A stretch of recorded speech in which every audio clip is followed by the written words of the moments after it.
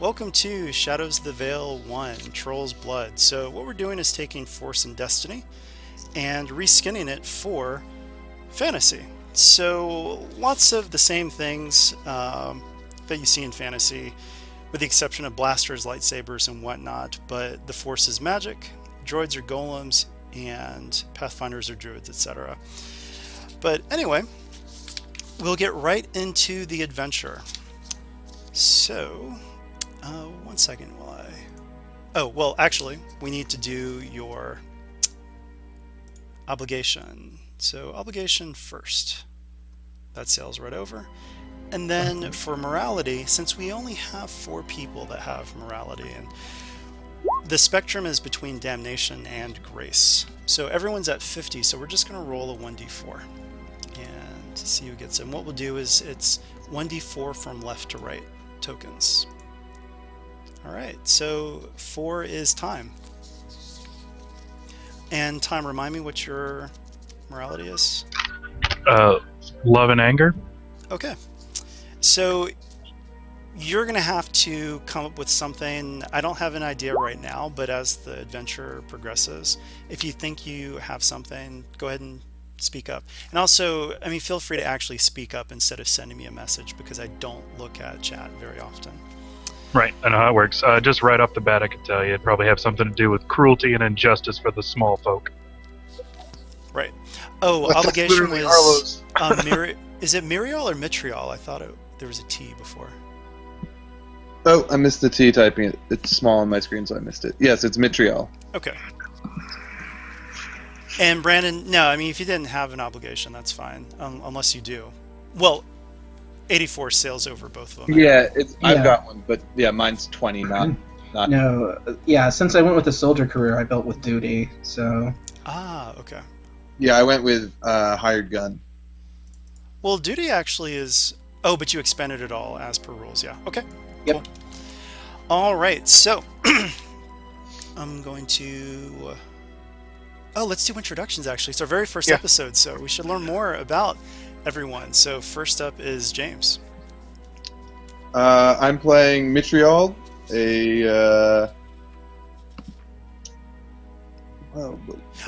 Actually, sorry to interrupt, but hold on the introductions for a second. There's actually a better place that we can do introductions, so... Great, because I need time to think of it. Yeah, so everyone think about your introductions, but we'll get to that. All right. The gifted among you are seated before Shard, an ancient golem who serves as the Shadow's lorekeeper. The source of the disturbance in the Vale here is unknown, but the fact remains that any in this area of Gully Town cannot be located by the Seekers. But it is not simply a matter of us disappearing from sight, but rather the Vale itself presents false signs, leading pursuers far astray before they lose all trace of any shadows. Long have I studied this phenomenon, but I've come no closer to a satisfactory theory.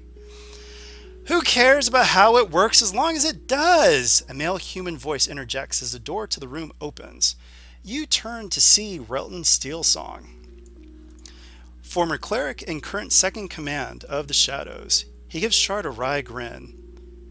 That sounds more like Tor, Shard replies, mentioning the leader of the Shadows. Relton shrugs. You make that sound like an insult.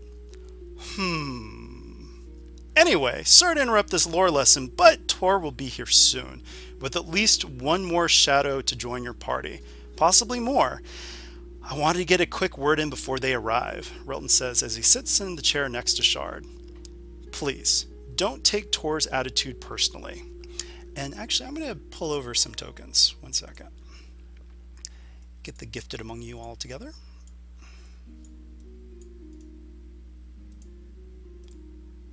Alrighty. Boop, boop, boop. I'll just scale back a little bit. Please don't take Tor's attitude personally. We gifted are very rare, and Tor still feels that it would be best to split all of you up to help with the other Shadow teams. But I think it's important that you all learn from each other, at least for a while. After you get a few missions under your belt, Tor and I can sit down again and talk about reassignments. But for now, it's best that you be in the company of other gifted. You can support each other. Together, you can break down the lies you were raised with, such as possession. That is a lie created by the church to keep us under their heel. You are the master of your fate, always. Never forget that. At that moment, the door opens and Tor Guide Star appears.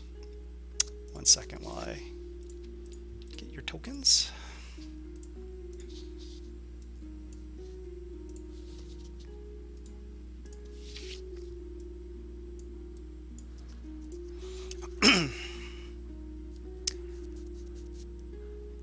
And so now you guys can introduce yourselves. Tor has brought 2 people with him, or rather 1 person and 1 golem. 1 second while I grab those tokens. So James, first up. All right, so yeah, I'm playing Mitriel. He is a golem mercenary soldier, which I guess still kind of works in this setting.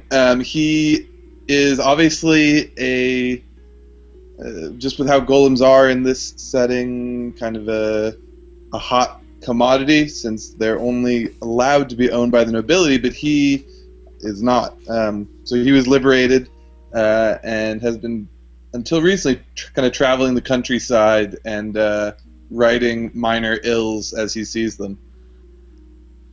All right, next up is Brandon. So leading Vox is a tall man, dark complexion, black hair, hazel eyes. You see him as he's entering, his eyes are drifting to each of you and then to the surroundings. It looks like he likes to be very aware of where he is. You can see plainly on his back a very large bow, and then you can see that the arms that pull the strings of that bow are very, very strong. Next up is Arlo, or Dan. Dan, I'm playing Arlo. Arlo is he's a monk from a monastery, kind of in the outskirts of the region. It's pretty isolated. He grew up with his former his family, quote unquote, of other monks there, and learned to kind of harness his connection to the Sky Queen to kind of enhance his physical abilities. While he was there, the monastery was attacked and robbed, or it was attempted robbery on behalf of the nobles, and he's set out since then to basically right wrongs that the nobles have perpetrated. Good deal. Next up is Jeff. I'm Jeff. I'm playing Sophia Corrail. She was gifted from birth and was spirited away by members of the Church of the Highborn at a very young age and trained to be a Templar for her uncanny ability to sense the thoughts and feelings of others. As her training progressed, she grew a bit bolder, and with her power, she began to notice that the prince below seems to have corrupted many members of the church. And before she was able to address the highest with her concerns, she was relegated to a small area, or to a hold on, scratch that. No, fearing the corruption, she began to sort of withdraw from the church, and her superiors planned to just sort of relegate her, because of her bold and brash nature, to one of the churches or convents far away from the Vale and far away from the main church. But she was able to sense this and has instead publicly announced she is going on a pilgrimage to the Queen's Spire, and in secret has joined up with the Shadows of the Vale to root out the corruption in the church. All right. Next up is Jack. I'm Jack, playing Tatrina Mivian. scholar of sorts, mostly self-taught, who has grown up with her own belief in not a god or any sort of deity, but actually a great equation, a mathematical scheme that gives order to the universe and divines how everything will go and how everything shall end. So she has dedicated her life to understanding more about this great equation, maybe even understanding it entirely if she's lucky. And also, currently, she is joined with the Shadows not only because she believes that she needs to serve as a counter variable to the negative integer that is the corrupt nobility, but also because she feels like she's also trying to find her place in the great equation. It also helps that she's got access to golems while she's here. She's quite fascinated by their architecture. In fact, she's probably looking quite miffed at the moment after Shard's lecture was suddenly interrupted. Yeah. And last up, we've got David. All right, my name's David. I'll be playing Time the Healer. He used to work. He was an apprentice to a nobleman's personal healer until he saw some of the not so nice side of the nobility. He's got a kind of a thing for the little guy, and he gets really upset when he sees any sort of cruelty. But he's managed to kind of perfect his healing arts while he was taking his time amongst the common folk. So you guys don't really have to worry because you got time on your side. Right. So, as you all introduce yourselves, Tor begins to speak. As you all know, we've been short of funds for a rather extended period of time. I won't go into all the reasons right now, as that's a very long conversation I'm due elsewhere before daybreak.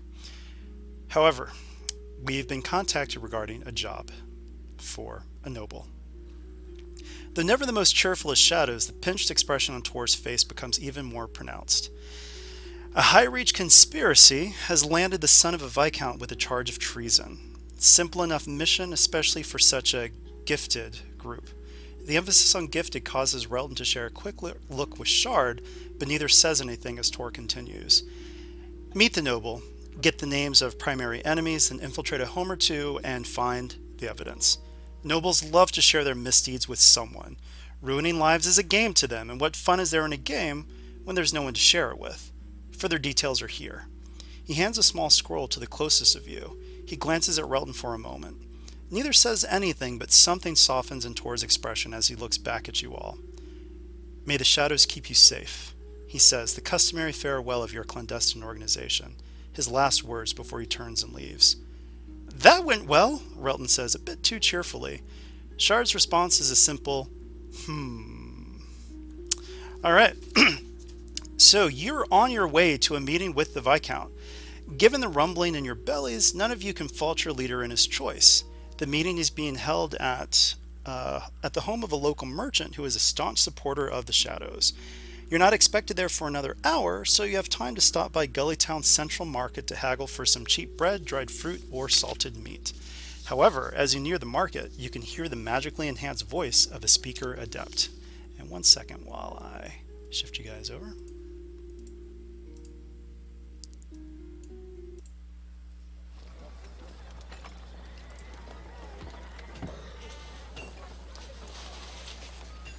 And I'm assuming Mitriel is probably covered with some sort of cloak, and I don't know. I'll let you come up with some fancy disguise that you wear when you're in broad daylight. Alright, so, the speaker adept. Our position in the north is perilous! The agents of the Deep Prince have marshaled their forces against the Sky Queen's chosen! The powerful female voice reverberates with the power of the Vale. Dressed in a richly embroidered azure tunic and leggings, the speaker's vestments are a stark contrast to the muted colors of the majority of common folk in the square. Next to her is a middle-aged man with dark hair, dusky skin, and sharp brown eyes. He's dressed similarly to the speaker, though in the verdant green of a seeker adept. Surrounding both are several Templars in shining steel armor. Join the defenders of the realm and help our good king avenge his wife and son! Join us and reclaim the Queen's Spire! The speaker continues, drawing applause and cheers from the crowd. And what will you do if the sons and daughters of Gully Town return crippled and maimed? Should they even return at all? A gruff female voice shouts out. Though lacking the power of the veil, the sheer anger in it carries just as well. Murmurs ripple through the crowd and heads turn. Two young boys can be seen helping a tall, one-armed woman stand upon a hay cart. As she gains height over the crowd, it becomes clear that she is also missing a leg. All veterans of the Northern Campaign may apply for assistance by contacting their local constable, the speaker retorts. 100 gold a month is hardly enough, the veteran shouts back, especially when you are the primary wage earner of your family, she adds, nodding to the young boys who appear to be siblings. So, little argument is broken out between this veteran and the speaker adept. And actually, before you guys do anything, I need a single lore check from the party. It's average. Well, that sounds right up my alley. Let's see here. Let me just make sure I have any. I do. Average lore? Yes. Okay. Oh, okay. Good job. So, you know that there is a bit of danger in being noticed by the speaker's companion, the Seeker Adept.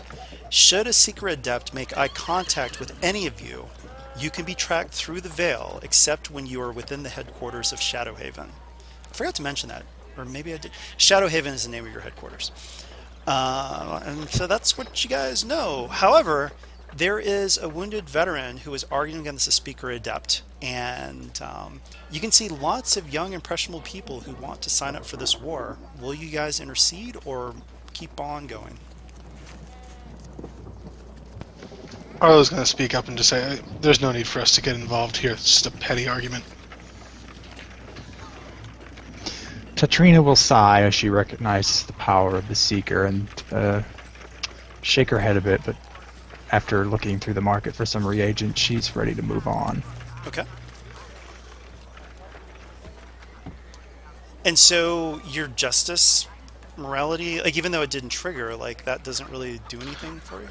Well, I mean, this isn't active oppression or anything right here. This is, I mean... Well, his is love and anger, not justice. Oh, I was talking about Arlo's, but let's move to Time. So Time, what are you going to do? Again, it doesn't really seem like anyone's being oppressed openly. It's just like bad politics. It's not like they're trying to force anyone into doing anything. And it doesn't seem too overly cruel. And if it is any sort of cruelty going on, I don't really think it's these people. I mean, it's really just an army Particularly. recruiter trying to recruit for the army versus a veteran that needs aid or is petitioning for it, basically. But it's not really... I don't know if we're necessarily in a position to help with that. Well, okay, let me put it this way. Yeah. You guys are supposed to be the defenders of the common folk. And you know that there's a massive Right. war going on that is sending people back maimed. And you have someone who has basically been cheated out of money who didn't really understand what she was getting into. So you guys can continue on. However, there will be some conflict involved. Because, I mean, this isn't just... Yeah, this isn't our world we're talking about. This is a place where the poor are extremely destitute, and this is one of their only opportunities. And you guys know for a fact that... and another thing with the lore check is that the people of High Reach, they don't participate. So it's only the people of Gully Town, the common folk, that are dragged off to this war and maimed, and, you know, if they come back at all, because the trolls are extremely violent. And yeah, so you see firsthand what they can do.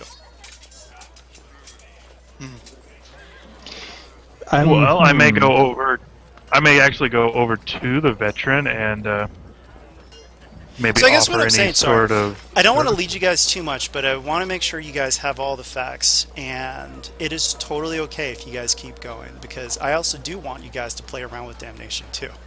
So if you want to keep going, that's fine. What were you saying? Time? I may actually go over to the veteran and offer any sort of healing services. I'd let him know. where I keep my little hovel, and that any healing that he needs, I would Her. be more She- than glad to give to him. Her? It's a her? Yeah. Alright, just let her. Time is really know bad. then. Does he like have vision Yeah, issues? that's twice now, man. So, okay, you can do that, but remember the secret adept is looking right at her. Just Right. make sure your back And, is well, first, I think offering service is Yeah. a little different than just They just- healing. yeah, I was just going to go over there and maybe whisper into her ear, and I don't know if we ever really figured it out in my time, or my background story, but they probably already have a seeker who knows me, at least, having worked with nobility. You could I just never offer really medical aid and figured not that one out. sure healing. Yeah, that's what I'm saying, like, So, offer medical assistance. I guess the only problem, though, is that it's going to be kind of hard to do right now while she's arguing with the speaker adept, and there's a seeker looking right at her, so... Well, I don't think he means do it right there. I think he means just say, hey, if you need assistance, he can give it, right? Like, maybe Yeah, a later date, maybe or I'll later in the even, day even, or whatever, I Yeah, guess maybe what I'm even saying just is, straight up let people know in general that I'm here. Okay, so, but you're going to draw attention to yourself, is what you're saying. And probably very minute. I do have that concealing robe or whatever, so I would keep the hood drawn as I go over to the veteran. Maybe let them know Okay. that I will help her. So how do you want to deal with the seeker? Looking- Avoiding eye contact. I figure the less seekers who know my face, the better. Okay. So I guess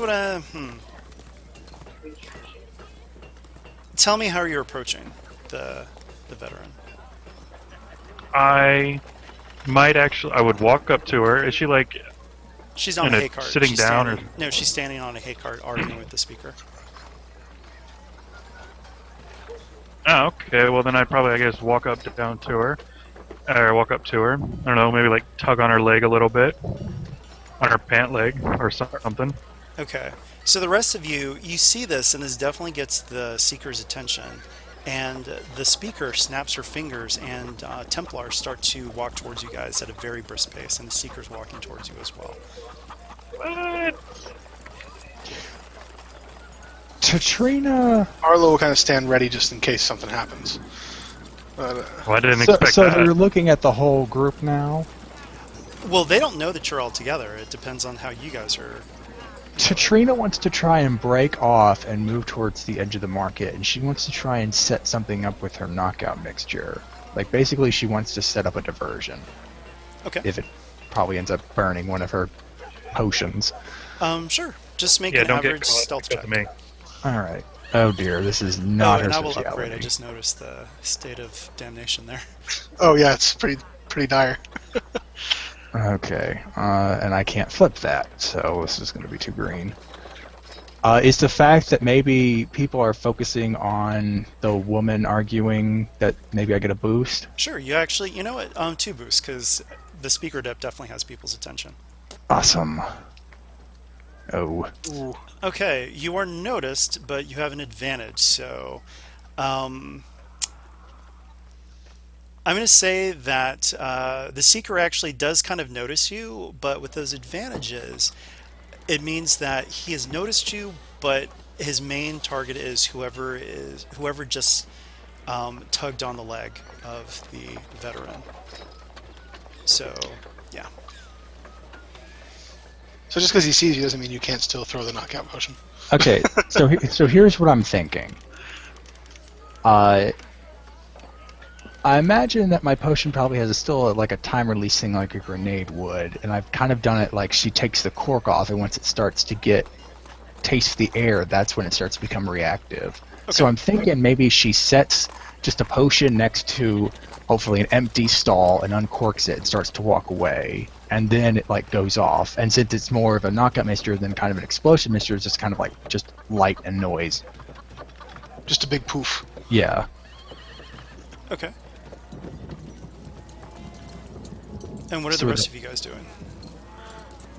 Sophia's gonna sort of stand towards sort of like the middle to the edge of the crowd, watching all of this happening, but she's not going to act just yet. Okay. I mean, and Arlo's so, kind yeah, Tom, what are you doing? So, I mean, I guess what I'm saying is that this is,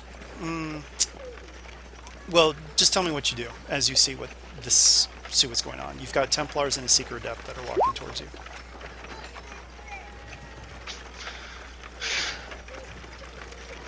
time.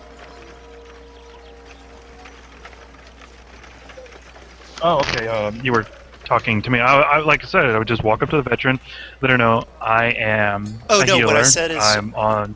what are you doing with the Seeker and the Templar that are moving through the crowd to get to you? What are you going to do?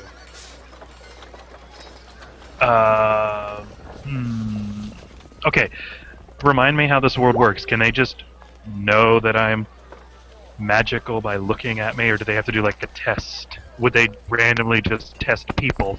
Unfortunately, you haven't been trained enough to know.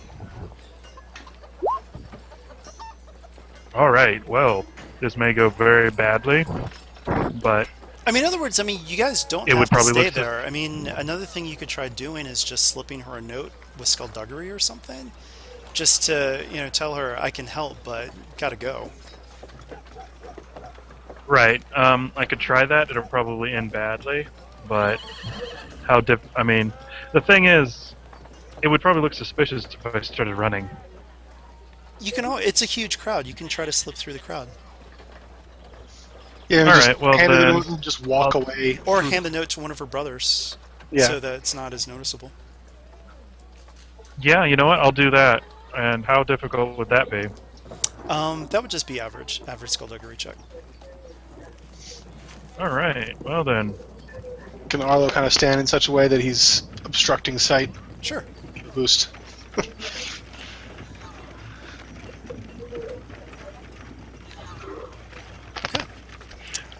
So you succeed. All right. And I'm trying to think, non-strain threat. That would be pretty good.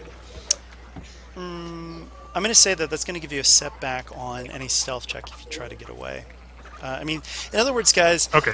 this is a new setting and everything, so I may have to over-explain sometimes.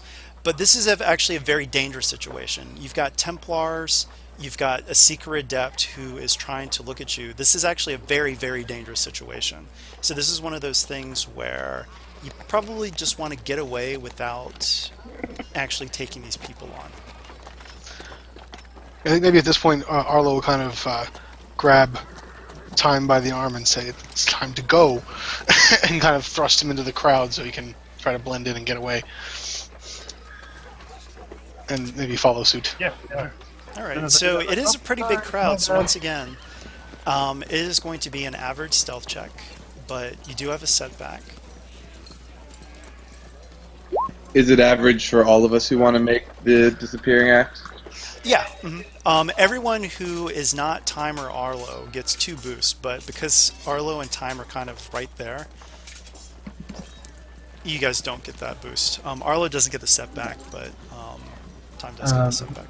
I mean, Fox would be seeing that they're trying to pursue, like actively like weaving in and out of the crowd to try and create more of a distraction, or to just get the eyes off of people. And also, did Katrina's explosive go off? Because she set it down and then. Oh, sure. So tell me what you want to do with that, Jack.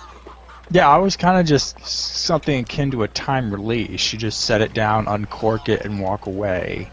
Okay. Let's say this. We'll say that instead of the stealth check, you get to make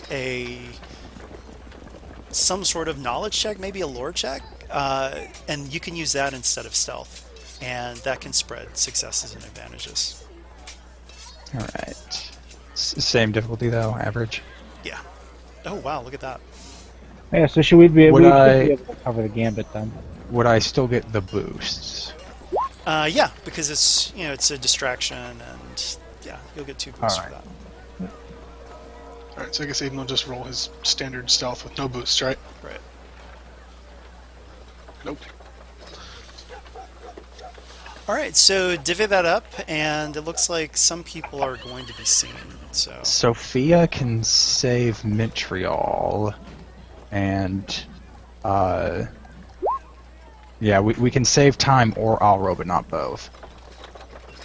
Arlo. You were close. Yeah, it's gonna. Why did you have to pick something so close, man? 'Cause it sounded. Don't sacrifice yourself for me. Wait, so Jeff had a roll below. That was his stealth, right? Yeah. Okay, so that should cover. That covers Well, Mitriol, vitriol. yeah, Mitriol, time, and Alro. I'll say it one more time. Arlo. Arlo failed. Arlo. So we have enough to save 2, but not all 3. I think it probably makes the most sense for time to probably be the one to fail this. Yeah, probably, since they're actually looking for me.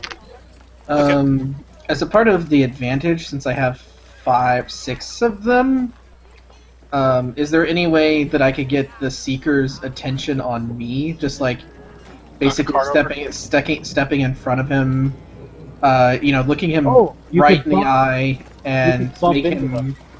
Well, no, I don't want to do that. I don't want to get. You don't want to get close to people like that. Just to where he suddenly wants to focus in on me, and loses focus of the others. Okay. I mean, you sure you want to do that though?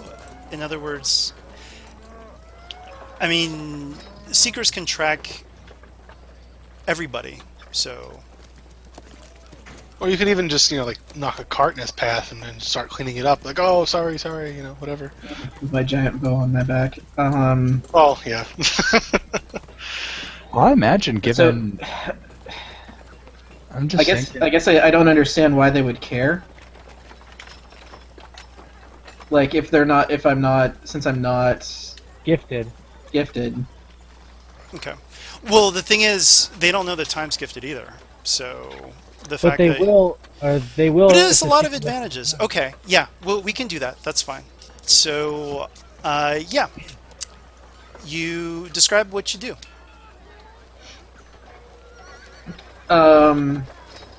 So being of an oppressed people, like even in the lower levels, people like Leading Fox aren't all too common, and so he maneuvers around, not catching attention of the Seeker initially, but sees that his eyes are following time, and then really just sort of steps in and gives him that 1,000-yard stare. Where he doesn't know how many times they've actually seen one of the last roaming peoples of the Vale up until about a century ago.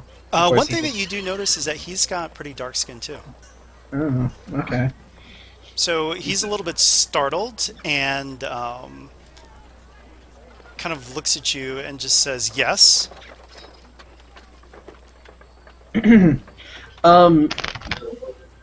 Fox isn't the talking type, so. So actually, Time, give me roll a force die because these advantages aren't necessarily going to take away a failure, but we'll have a chance. Oh, okay. So I have an idea, though. Mhm. Can you hear me? Okay. I have an idea. When they're distracted by Leading Fox, I'm gonna grab a piece of cloth and tie it around my. They can't see me, right? Because they're distracted. Yeah. right at For this this moment, yeah. second or two. Uh-huh. Okay. I'll take a cloth and tie it around my my eyes, and essentially blindfold myself, and then use my walking stick and act like I'm trying to feel around like a blind man. Okay. All right. Sure. That's certainly an interesting approach. Oh, we're gonna go back to the Seeker, and the Specifically, they had Seeker, to see my eyes. and so the Seeker just says, "Whoa, get out of my way."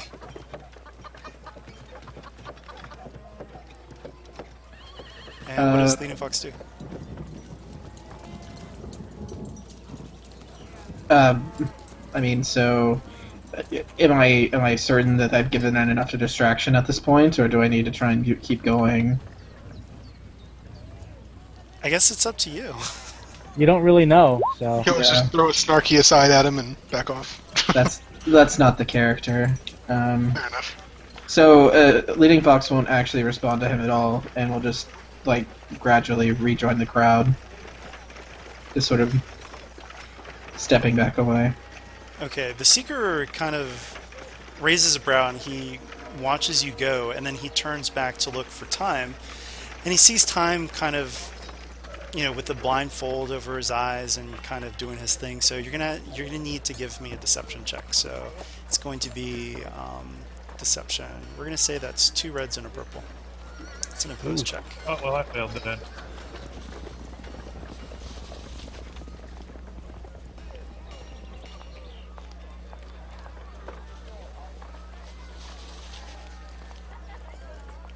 All right. So he doesn't believe it for a second, and the rest of you can actually hear his like, that must be a shadow, and he is picking up his pace, and the Templars are going towards you. So, Arlo will throw some money on the ground right in front of the Templars. See how the peasants react. oh, that's great. I like that. Go ahead and roll 2 force dice.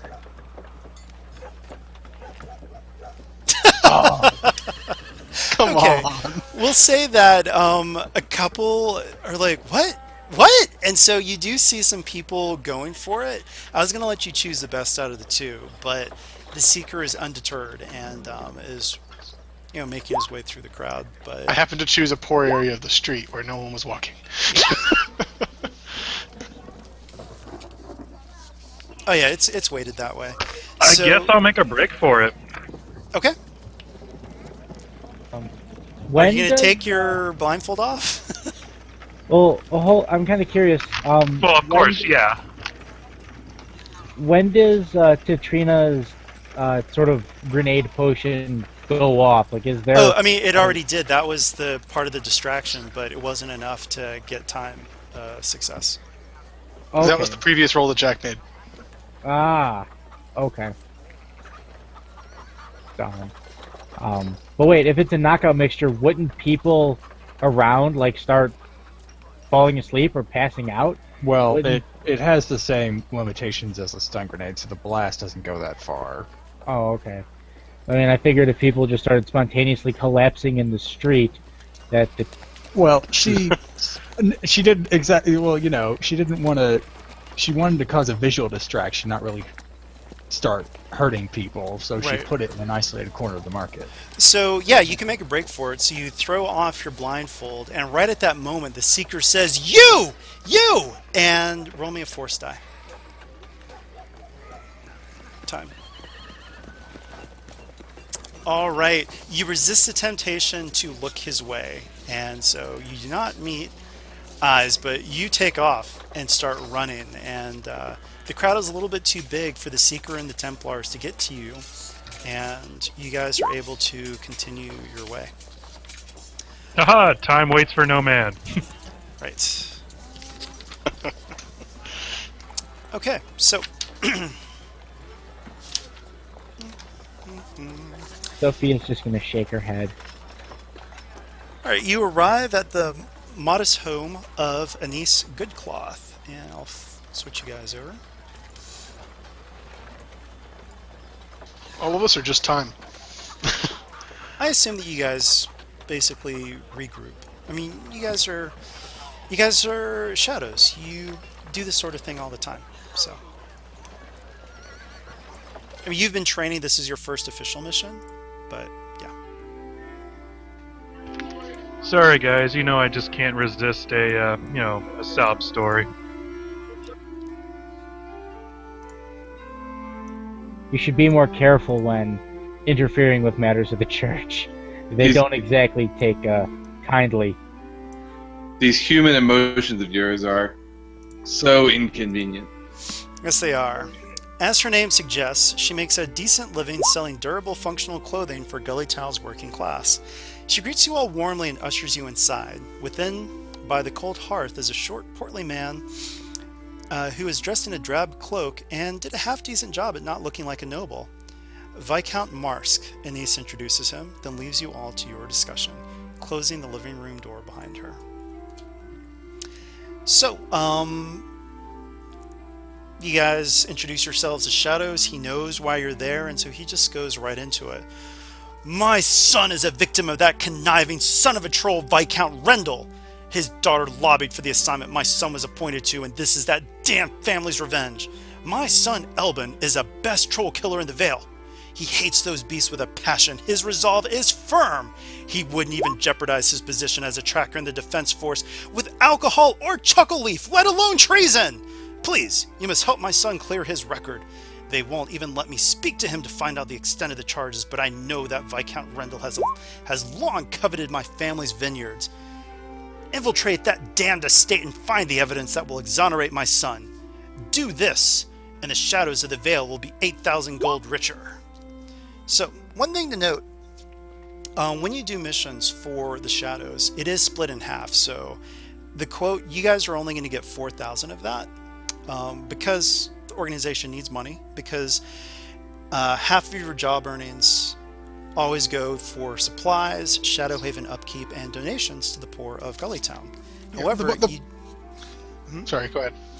but you do have an opportunity, if you so choose, to increase that amount with a social skill if you want to negotiate, or you can just take it at face value. Arlo's just going to give the guy a stern look. I actually have some negotiation skills. I have a yellow and 2 green. If anyone, I could try. Okay. It's just going to be one check. So, which one is it going to be? Negotiation? Is that, Okay. is that what we're talking about? Sure. It is going to be an average check, but it is upgraded natively twice, and I will upgrade that again. So it's 2 reds and a purple. My goodness. Okay. I feel like I should upgrade it so I don't screw this up. So I'll have 2 yellow and a green. Does anyone want to get in on this negotiation? Yeah, RP it out. Yeah, maybe someone has a better presence or more skill. Katrina's too busy talking to Mistral, or at least trying to. Arlo's not. Arlo's not the talking type. Sophia will speak up. Infiltrating a noble's estate is incredibly dangerous, especially if any of us are caught. 8,000 is a little light in the purse for so dangerous a job. I was This told that you were the shadows of the Vale, and this would be no problem at all. Oh, it's not whether or not we're able to do the job. It's the reward doesn't match the risk involved. Well, I never. So, but you get a boost. So, yeah. All right, and I would probably chime in. It's like, and you have to remember we have to keep in mind the common folk too. They're also being taken care of by us because not a whole lot of nobility's really trying to step up and do anything about the bad things that are going down. Maybe throw a little guilt in there. Okay. Sure. So go ahead and roll against 2 reds and a purple. Okay. So each success adds 1,000 gold to the final payment. So good job. You're at 10,000 for the shadows. 5,000 to you guys, but still, not a bad count. GM assistant, please mark that down. Will do. All right, so he agrees to the upgraded payment and gives you a map of Crescent Lake, where the estate of Viscount Rendell is on the north shore of. And so this estate is pretty large and extends into the Silverwood Forest. So you guys are going to have to decide between approaching by water or land. However, I need a single average knowledge nobility, which is core worlds in this world, check. And if anyone is actually a member of the nobility by birth, it is 2 boosts to this check. Is anyone a member of the nobility by birth? No, not me. No, not by prayer. That is Arlo will for. scoff at the notion. Yes, it I'll isn't, give but- you one boost since you've, healed a lot of nobles, but not the full boost. So it's an average, no upgrades, knowledge and ability. Oh, but I will upgrade it. If Sophia can help because she was raised in the church and among, would probably have heard things about the nobility, or at least overheard conversations of nobles with Yeah, hierophants sure. and things like that in the church. She could probably have overheard something. All right, so Maybe. unskilled boost from Sophia. So knowledge core worlds, if anyone has that ability. I have 3 green, but that's about it. I have Sophia's only got 2. I think someone said they had skill in it. Uh, Does anyone have skill? I Something don't- to think about if you do have that as a career skill is it will come up more often. All right, so yeah, go ahead and roll. No. Oh, nice. All right, cool. And so, you know that while a water approach will have to deal with sentries, a stealthy land approach through the forest will undoubtedly be complicated by wards placed by the gifted. Due to the expense and need for upkeep, these are reserved for areas that cannot be watched effectively by sentries. So, with that knowledge in hand, do you guys want to approach by water, where sentries can see you and maybe you can talk your way through it, or you can approach by way of the forest, but you'll need to avoid those wards. So Arlo will turn to the. Sorry. what do we understand? What is a ward? So all you know is that it is a magical device that can detect people who approach. And in the context of mechanics, what would be involved in figuring that out, in knowing about that, and how to get around it or whatever? So you would know, and actually Tatrina would probably start explaining this, especially because you have all those advantages. There's several ways that you can figure out where wards have been placed. So you can use Force Sense plus an average perception check. You can use a hard lore check with 1 boost, or you can use a hard survival check with 1 setback. Tatrina would be quite interested to see how they set up their war patterns. Okay. Notebook in hand. Arlo will vote. I'll go with the wards. Less likely to run into quite as much opposition, I think. Sophia's had a little experience with things of this nature and ferreting them out, so she's voting land. I vote for the forest as well. Okay. Would it, being a rock being, would it be possible for me to just like stroll along the bottom of the lake? Yeah, I mean you don't need to breathe, so yeah, you could do that. What's the intersection of forest, estate, and lake all like? Would I be able to... And by the way, you are actually metal. I should have specified. All golems are metal of some sort, except for some that are more crystalline. But there's more to that later. So I But can't you be a can, crystalline yeah, you one? can choose any sort of. It's probably best just to say steel or some sort of steel alloy. Okay, I will think of a metal. Something a little sexier than steel, but just Plutonium. yeah, the radioactive golem. Okay, Bronze, be very steampunk. Oh yeah. Brass. so I may try to like walk, if it's possible, like kind of parallel the group-ish, but under the bottom of the water. Okay, well, let me put it this way. You still would need to come up out of the water, and sentries are... Because do you see what I mean? Like, there are going to be sentries. Out over the water, basically. Is that what? Sorry, what was that? Are you saying that they're like looking out over? They're just like they're Yeah, standing on the shore? Okay, I'll keep it in mind for the future, but hold off for the moment. Okay, so you guys are going to go It could be through a decent way out, at least. Yeah. So you guys are going to go through the forest then, yeah? Okay, so, which sort of check are you guys going to do? Sophia has sense. So she'll go. She'd like to do the perception. Katrina has the lore. Could we all be on the lookout and just be each doing this? So if one of us spots it, we're like, "Hey, no, don't do that. You Don't go know, over there." actually, yeah, sure. So we'll do this. We can have all 3 checks, but just obviously one of each check.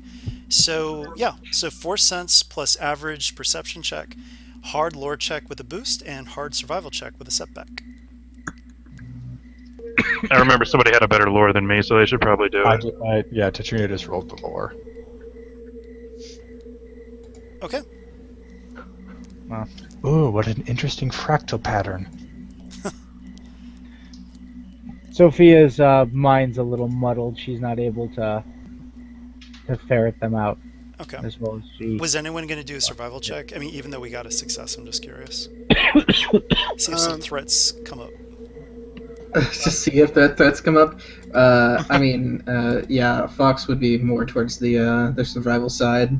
All right, I'm going to upgrade that. So is it a red and a purple? It's it's a hard check, so it's one, Oh. or it's a red and 2 purples and a black. Well, he's not that good at survival. Okay, but you do get a lot of advantages. So I'll say that neither you nor Sophia trips any wards, but Tatrina is the one who really notices them. So yes, you were able to pick out a pretty good route through them. You know exactly where their detection radius ends, and so you get everyone through the forest. Good job. All right, so you get up to... Oh, I forgot to switch you guys over.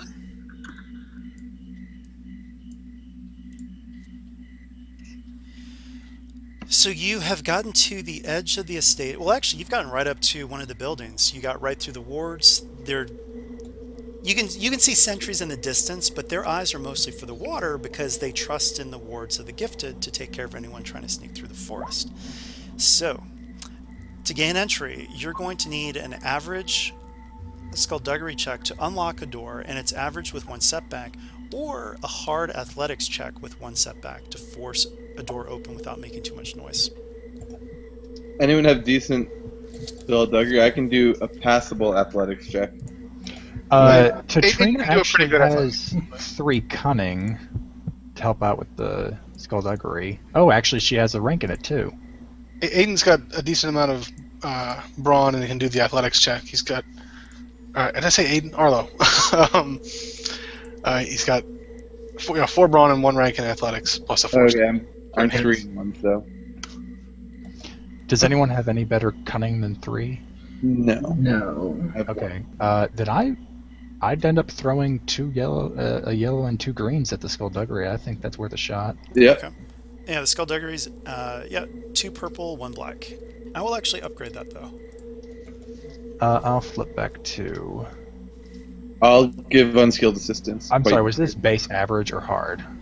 Base average for skullduggery. Yeah, hard is athletics. So I'll give you a boost. How is Mitriel giving a boost? I'll allow it, but just describe what his golem's doing. Tatrina will have him put his hand. I assume this is like a general metal kind of latch on the door. Yeah. Yeah, I'll have him put his hand right up against the panel, but not touching it. So every time she moves the panel, she'll hear a twing when it hits his hand. So she knows when it's actually hitting a latch. I like that. I'll actually give you an extra boost for coming in with such a great explanation. Tatrina just smiles at Mitriel. Nice. Oh, and that helped. Yes, it did. Okay. So, yes, you open the door without any sound. So it looks like security is rather lax inside the estate itself. And who's going in first? Probably our stealthier members. That would probably be Fox. Or more perceptive, one or the other. Okay. So actually, Fox, you alone, just give me an easy stealth check. I will upgrade it once, though. Okay, so 1 red.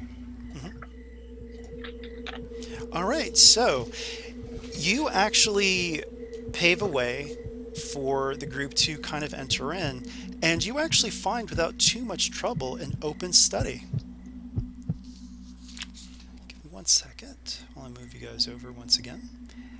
And so, yes, you have an open study. It looks like this is where Viscount Rendell does lots of his scheming. Or Nice. maybe this is all charity works and feeding the orphans of Gullytown. But what do you guys Not do? likely. Are there any Um, markings on the spine of the books? Like to tell us what they are? Oh yeah, I mean there are all sorts of very rare, expensive books on all manner of things. You guys can actually come up with them, but give The me. Korean Lave? The Matronic Akuta? There you go. So Yeah, exactly. everyone, give me a. This is active, so everyone give me a average perception check. Katrina's not going to roll. She's too busy looking at the books. Well, that's perceiving them. Like Can I she is. use sense with the perception or no? No. This is just pure perception. Does anything happen when she like picks up the books and looks through them? 'Cause that's what she- No, nothing does actually. So Fox actually notices, and Fox and Arlo. I'm going to say, yeah, you actually notice a couple of. You notice 2 drawers and a chest in the room. Yeah. anyone So, able Is the chest locked? Yep. It's a mimic. So, you guys can try to open these things, and tell me which one Yeah. you guys try to open first. yeah, Fox would just signal to other people to open them. If there's some sort of like writing on them, he's actually probably illiterate, so he doesn't really know what they are. Who's good at I guess would that be Katrina that's good at the lockpicking? Probably. Maybe, but Katrina's busy looking at all the knowledge. Well, they called her. Called her over. You're going to need more than that. You're going to have to physically stop her, make her put the book up, and Trina then will go to pick- the lock. Arlo will pick her up and put her in front of the drawers. What's his brawn? It's 4. Oh, okay. I'm not going to dispute that. She's skin and bones. You probably could have done that with 3. All right. She pouts at you, but she'll start picking the lock. Okay, so you've got 2 drawers and a chest. What's going to be first? The chest always looks more alluring. Okay. In fact, the actually, chest- no. Right here, she's going to stop, and given the situation in front of her, she will try and calculate which one is the more important object to look for. Or maybe, even try and check for traps. So I want to roll for C here to see if she Oh, can okay. predict if there's a trap or which one's more important to open. Oh, that's a good. Okay, very creative. I'll say that it's an average. Oh well, I was just gonna roll the basic power. Oh, basic power. Got it. Okay, Yeah, it's not really opposed. To Of course, it's dark. but you can do it. I mean, come on. Damnation. Will Yeah. you risk it? Absolutely. Remember, with this game, guys, like, do it. Yeah, in fact, you know what? She's Katrina doesn't believe mad it, right? because she just got torn away from her book. So yeah, she's gonna try and she's doing it. Doesn't she not buy all the Remember traditional that you have to flip things the, anyway? You have to flip one of our I flipped it destiny. too. Oh jeez. Yeah. Okay. Yeah, you see inscriptions that seem to light up on the chest. Like there's something that is written on the item inside of it, but the inscriptions fade away before you can actually read what they say. So there's something there. It's important, but Curiosity's piqued. Let's take a look in that chest. All right. It's going to be a hard skullduggery check to open this one. I will give unsealed assistance by holding a candle nearby. Okay, sure. And he holds it so still, it's just perfect. I'm gonna flip too. Oh wait, I can flip for this, right? Because that wasn't part of the original Yeah, check. I'm going to flip 2, just to keep it interesting. So it's going to be 1 red, 2 purple. All right. I was just trying to make sure I didn't cross over that when I had to flip for the destiny. Yeah, no. Oh. Too bad. Can we try to can Arlo try to force it open? bash the lock off? Oh gosh. Sure. I think Arlo's just No, gonna I've almost got it. I can do it. I think Arlo's just gonna try to rip the lid off forcibly. Well, Well, I mean, I'll let you guys do it, but it's going to be a daunting check, a daunting athletics check. Yeah, How that's. about just to bash the lock? I mean, I guess he can hit the lock. But Yeah, I'm gonna upgrade that too. So, is bashing hitting the lock or easier? Might I interject for just 1 second before we start going like kicking the door style? Yeah. Does anyone here happen to have, I don't know, the power move that they might be able to use on it instead? And try and like trip the lock from the inside telekinetically instead Oh, of you need like Oh, hammer? well, what I'm delicate saying though is that you adjustments. guys, it's just you're not going to be able to redo that check, so you can't get the lock open that way. So you would need to. And to do something like that, you'd need like the fine motor upgrade for it, which is all the way at the bottom of the tree. Well, I'm not even talking about Well, like tell you fine what, motor skills. I mean like telekinetically rip it apart. Before that happens, though, you start to hear voices come close. So, Arlo is vigilantly prepared. Sophia Okay. would like Um, sense. Is there any way to bar the door? yeah, sure. I could just try to hold it Well- shut. Okay. You always do both.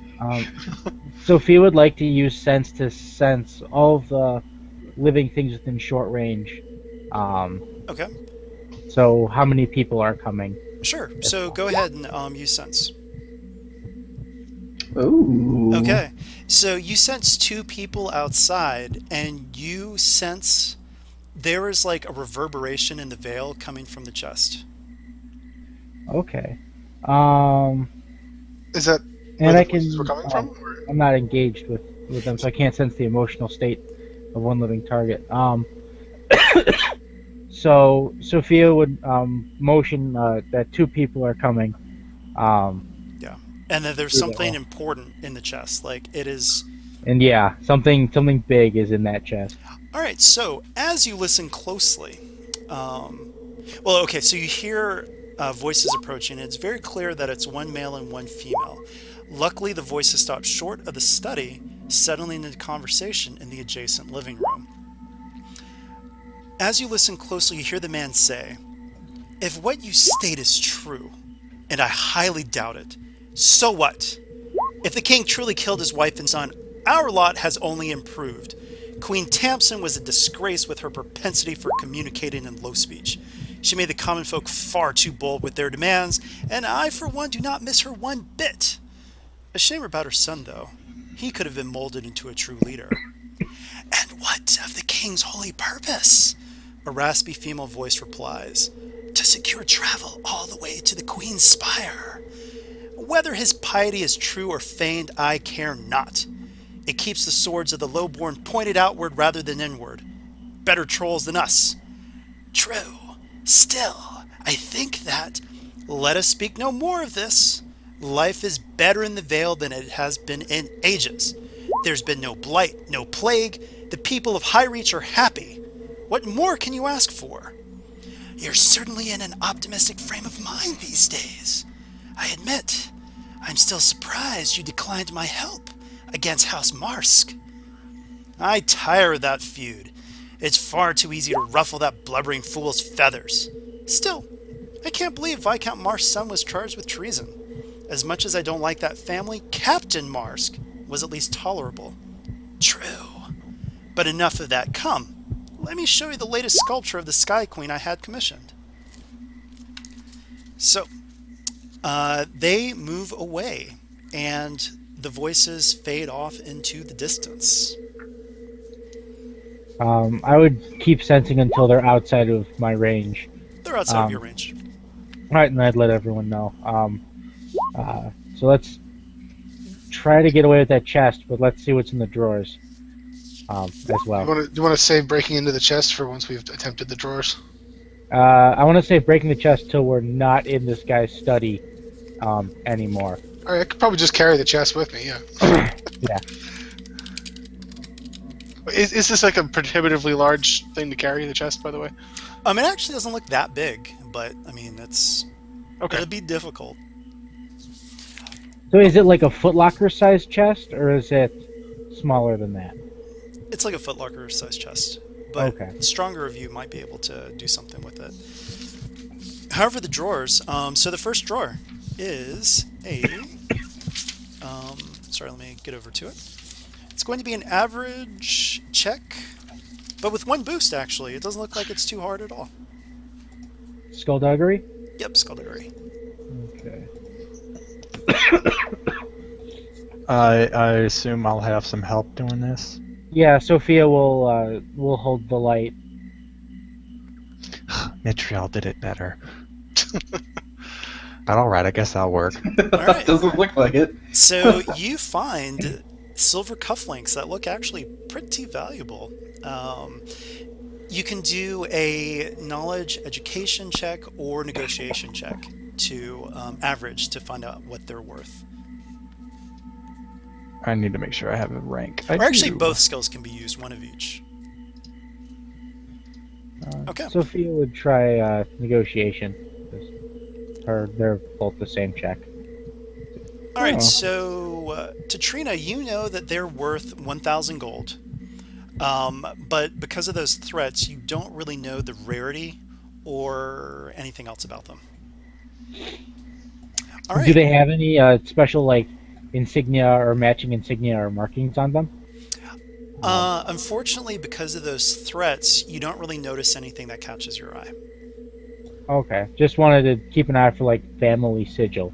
Yeah, like if we sold something belonging to a noble. Oh, well, you could use Yeah. knowledge nobility average. So knowledge core worlds. Sophia will give it a shot. Why not? Nope. No, you don't recognize anything on them. They just look like silver cufflinks with just some etchings here and there. Drawer 2 is average with a setback. Sophia Sophia, stop ogling the cufflinks and hold that light closer. There we go. Nice. Ooh. Ooh. Okay. Turns out it's not even locked. Gosh, with that, I'm going to say with that triumph, there was going to be 1,000 gold in there, but I'm going to say that, you're so lucky, fortune shining upon you. I'm going to double it. It's 2,000 gold in there. What if there's a key to the chest in there? Oh. Yeah. Would there really? I'm trying to think. Okay.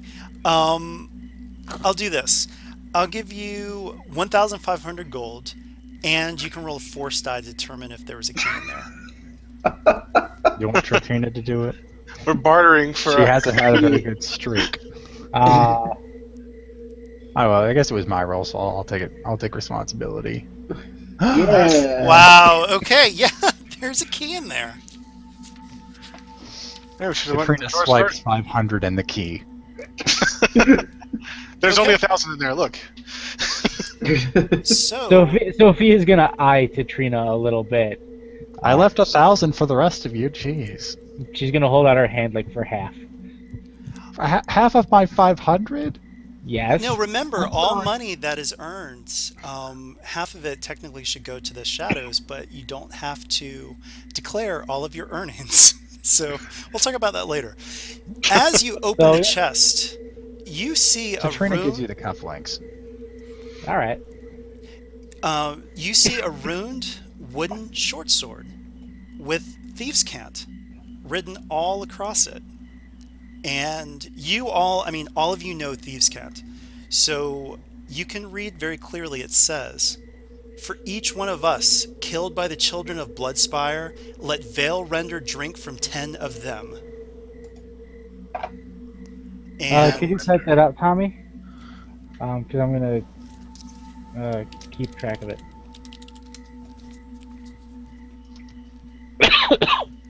so it is a wooden short sword that has runes all over it. You can do a daunting lore check to know some more. Oh, Trina is totally gonna try this. Flipping. Nice. Wow. Ooh. Okay. Nerd alert. Good one. I'm going to say because of those threats, you actually nick yourself on it. And this thing, it's wooden, but it is sharp. And go ahead and take 2 wounds straight through soak. And a splinter in your finger. No splinters Oh, actually. I had to take strain for that dark side for C, right? Didn't I? Yeah. Mhm. Okay. All right. So you know that this sword is made from witchwood. And with that triumph, I'll just give you the stats. This thing is damage +3, crit 2, and pierce 2. And also with that triumph, you know that this weapon requires the ancient sword skill rather than melee to use effectively. This is something that is balanced so completely differently from any sword that you've held before. And yeah, I'll go ahead and just give you the full info dump with the triumph. If trying to wield with melee, you have to upgrade the check by 1 and add 2 setbacks, and a despair or 3 threats results in a self-inflicted injury with full damage against the PC on a hit, and the Ooh. original target is unaffected, and base damage on a miss. Katrina just stares at it, eyes wide. She doesn't even notice that it's cut her until she finally puts it away. Sophia's gonna kind of poke you and ask, "You all right?" It's just witchwood weaponry. Such a find. Yeah, this stuff is extremely rare, guys, and one of the things that you guys know is that witchwood, also blood maple, was extirpated from the Vale a long time ago. All the trees were burned, they were cut down, and then the stumps were burned because they were associated with the little folk of legend. Though no one's ever seen them. Most people, well, they're just a legend. I mean, no one in living memory has ever seen any of these quote-unquote little folk. No hobbits around here. Yeah. But yeah, so that's what you guys get. And I feel like we live in a very racist time. Oh, I'm certain we do. oh yeah, absolutely. Humans are terrible people. All right, so So- I'm going to need, as you guys step out of this study, an average but upgraded twice natively stealth check. Yeah. Sounds like- Everybody? Everybody. Oh, there goes our stealth. Said So- stealth check, right? Yes. Is it dark or anything? We can get a boost? Sure, I'll give you guys a boost for the darkness, yeah. Oh, that's thoroughly Oh, my. helpful. Wait, no, you didn't roll greens. You rolled purples. Just count them as advantage. Those are technically advantages. Ah! No, it's reds. Remember, so combine the reds with the greens. Can I just say I'm surprised how well Katrina's doing with all these stealth Oh checks. my. Okay. If I combine the reds with the greens, I pass. No. Yes, I pass by 1. Okay. Correct. Oh gosh, Depends on whoa, what- Fox. Yeah. All right, it looks Roll like them Fox all. gets seen then, yeah? As does Arlo, I think. Okay, so as you guys are exiting, like And all of a Sophia. sudden there are 3 sentries and 3 more a little bit further away. Hey, who are you? And we need to roll initiative. So 1 second while I pull some tokens over. This would be vigilance. Yes, vigilance. Wow. Oh! Okay. So can I have 3 boosts on my vigilance check for all that advantage? Sure. Yeah. Blank, blank, blank. Oh no. Oh no, not blank. Katrina's currently thinking of the possibilities of how to experiment with Veil Render. Such an interesting find. The architecture, the carving. Well, I think the first experiment should probably be putting the pointy end and the meaty part of those bad guys. Katrina shakes her head as you see her hand reach for the small little cluster of bottles she keeps at her waist. Can Arlo use his free maneuver to get up in their face? Wait, no, don't. Remember, Well, I you don't guess get a one free of maneuver them. until your turn. I forgot that's how we do it. No, that's not the rulebook. We didn't used to. That's how the rulebook Yeah, says. blame I don't think that's how it says it, though. It but- says a free maneuver on your turn. Yeah, so you basically get 2 free maneuvers on your turn instead of the 1. Or it says a free maneuver in the first round of combat. Yeah. I think 4C is actually the only one that can do out of turn Correct. maneuver. Well, Ikitochi also get the maneuver before initiative starts if they roll a triumph, but that's a Oh ratio. yeah. I guess that's why we realized we were doing it wrong. Yeah. All right, so those are the 2 rolls for them. So let me know who goes first. It Might- looks like you- 2 PCs go first. Yep. Okay, someone could rush into the other group's face, but I do have stun grenades I can try and use. Okay. What's their They've all range from drawn us? swords, and they're shouting. It's like, intruders in the Rendell estate. All right, so Yeah, What's- definitely the grenade. But What's other the- one, Arlo can go punch. so Arlo will charge into this top group here, Okay. and also pull out his Tears of the Sky Queen. Thank you for that Alright, name, Tommy. nice. So is defense 1, no adversary. Okay. Scaled things back for you guys. I know. Average. What is this? Are these guys just short range from us? Definitely remembering how it's definitely a shock to be back to lower level characters. Yeah. I like it. Actually, my 4 intellect is actually not completely overshadowed already. He was like Balkan again. that- Beginning Vulcan had 5. from the get-go? Yeah, he's a 'cause draw. of the- Oh, you're right. Yeah. He did have 5 from the get-go. You're right. Yeah, Georgina was an idiot compared to Vulcan. Alright, so what's the damage on here? All right, so that should be 6. And then the light side adds a damage, Or you can add either or. or 6. Either So you or can one. add another. I don't know if you're using like a brawl weapon. Enhance. I'm using a brawl weapon, but Yeah, it can be an advantage or an extra Yeah, success, your if you choice. need 3 to crit, you could do that, or it's another damage. is it 3 to crit? I need to check this now. No, it's 4 to crit. So yeah, I'll just make another damage. So it'll be 7 damage, 7 damage, okay. and Yeah. can I knock him off balance or something, give him a setback Well, sure. with the 2? if you've got it's a brawl weapon, right? So Yeah, you 2 can knock him down. advantage should be enough to knock down. Oh, well, don't you need a talent for knockdown? No, not for brawl. Brawl has it, unarmed Brawl can do it combat anyway. has it rolled in. Okay, I'll knock him down then. Alright, cool. So, since they're a minion group, you shove 1 and you are able to knock all of them down. In a line. Nice bowling. Alright, next up. All right, Totrina is going to prepare another knockout mixture and throw it at the group that was not engaged. Okay. She's going to flip because her arm is not what it used to be. In fact, it never was. Okay, but that doesn't stop her. She hits one of them for 10 stun damage, Alright, 10 stun but damage. she can't activate any of the special qualities. Oh well. Yeah. Remember, you can take strain. Well, did you? You didn't even aim, did you? Oh no, I didn't. I didn't take any maneuvers. Well, you yeah, pulled one out, right? yeah. So you don't have. Oh quick yeah, I draw, did have to pull one out. So you would have had to take strain for an aim.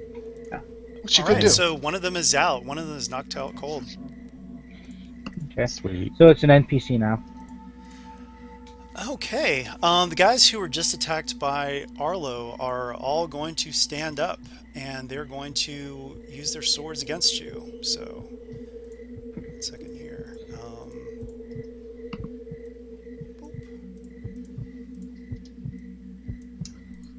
Knockdown at least means that they can't aim. That's true. All right. Any defenses? I don't believe so. Not used to this character yet, so no defenses. Oh. You You didn't roll any difficulty. don't have difficulty. Oh, in- yeah. Oh man. We All opted right, to there Oh goes. wait. And I mean, so you've got 3 minions there, right? So how did you get? Oh, you flipped. Okay, flipped. never mind. Okay. All right, So so three three threats, threats. but I mean they hit you pretty hard, so that is actually 11 damage. Okay. All Maybe three time of should them not are just go like, left. going crazy I on you. could take a free maneuver right now. That would be handy for me. So then I can get my sword and my shield out. Is it a maneuver to draw both, or is it a maneuver to draw? Each. 'Cause remember, Maneuver there's, for each. there's improved quick draw that lets you Yeah. draw 2 things. So it's got to be. So, what do you guys want to do with the 3 threats? Could they be open to an attack after that? Sure. I was about to say that maybe there's not anyone in the immediate vicinity who can respond to their shouting. Oh, that's a good one. Mm-hmm. Okay, I sure. like that one. No reinforcements in range. Yeah. Yes, that's a good point. Okay, maybe they're all out drinking and stuff. All right, next up. Are we up? Yeah, it's a PC. How many slots do we have? One PC. And then Um, another NPC, and then the rest of us. Since they just have swords, I'd like to try and take down another one from this group before they can get engaged. Okay. Go for it. Okay, so going to true aim because I have that talent. I'm gonna upgrade the difficulty. Okay, so Is make that it only a red. thing you have right away? True aim is only 10. It's I had to take sniper shot and then I got true aim, so I spent 15 Nice. on 15 on talents. Okay, so and that adds a boost and a red. And do they have a range defense? Oh, that's actually yes, their armor. Yeah. Okay. Ooh. Whoa. Okay, I take them both out, I think. So that's a 5 plus 5. That's 10 pierce 1, and then a crit. All right. 10 pierce 1. Okay, so the crit is going to take the healthy one out, and then this guy. Let me just double check. So, oh yeah. You take them both out, so maybe lined up a shot and boop. Yeah, well, there could Or be just multiple two quick arrows. Yeah, I mean, Okay, yeah, that's Elven style of Legolas going back and forth. Right. Two quick ones out. Okay. Or even 2 arrows at once. Good job. Oh, yeah, that's good too. Next up. All right. I will dash over here and aid in the pull out my sword and dash and aid in the bludgeoning. And the guys gasp when you get close. They're like, oh, "It's a renegade golem!" And they're totally shocked. So yeah. Use earthquake. They have a golem. Oh dear. Oh, Oh, nope. No. Yikes. What do your advantages do then? I will give myself a boost. And I will pass a boost and recover a strain. Okay. Next up. So it's 3 PCs.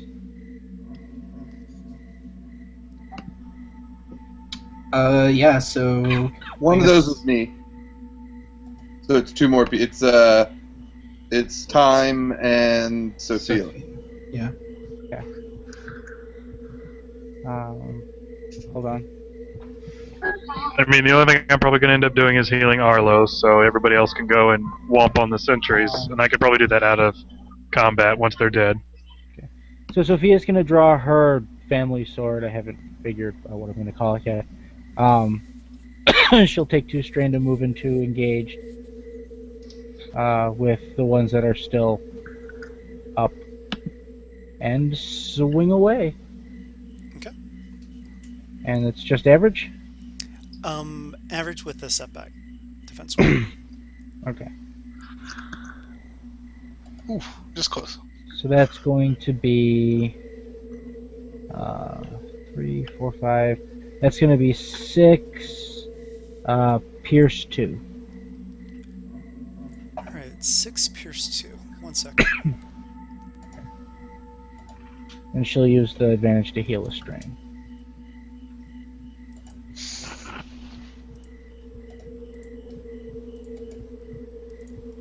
All right. So one guy's taken down, and another guy has been damaged by your blow.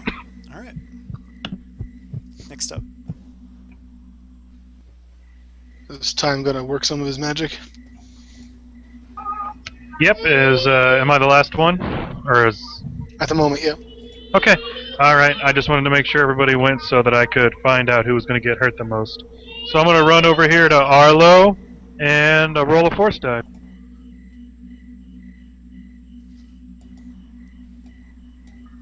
And I will use it. There you go, Tommy. Yep. All right. And take And the that heals. Yep. 3. Make sure to track these uses. That heals 3, you said? What is heal based? Affirmative. Heals based on intellect. There's a control upgrade that adds that. What is the base power at heal based on? Its base power is based off intellect, and my intellect is 3. Right. Okay, that's what I thought. The upgrade power adds ranks from medicine. Ah, okay. It's been a long It's been a while, time. Tommy. It's been Yeah. a while. Okay. Next up. So it's top of the round, right? Yes. Should Arlo take point again? I kind of want to give it a go. I feel. Yeah, especially Hard. after the miss. Go for it. Yeah. Yeah, go for it. So I will. I will upgrade this check though.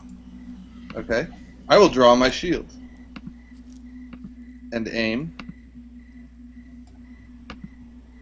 And confirm that nothing else happens. Yes. Actually, no. He would want to get this done. He will not draw his shield. He will aim twice. He'll two-hand it instead. Oh, we Oh. got it done. Okay. We got it done. 7. With a crit. Yeah, and I have vicious. Woo! Not helpful. Doesn't matter on minions, but yeah. Yeah, All right. So I took the healthy guy out, and how much damage total? just 7. No pierce or anything like that. 7. Okay. The other guy is still up. But you did take one guy down. Is it another PC? Yeah, NPC? Okay. No, I was asking No, if it's it's another PC. Okay. Yeah, we had 2. Got it. Arlo will kind of deliver the coup de grace then, I guess. All right. You I'll think? flip the destiny there. Arlo will flip in kind. Because why not? And he will also aim twice.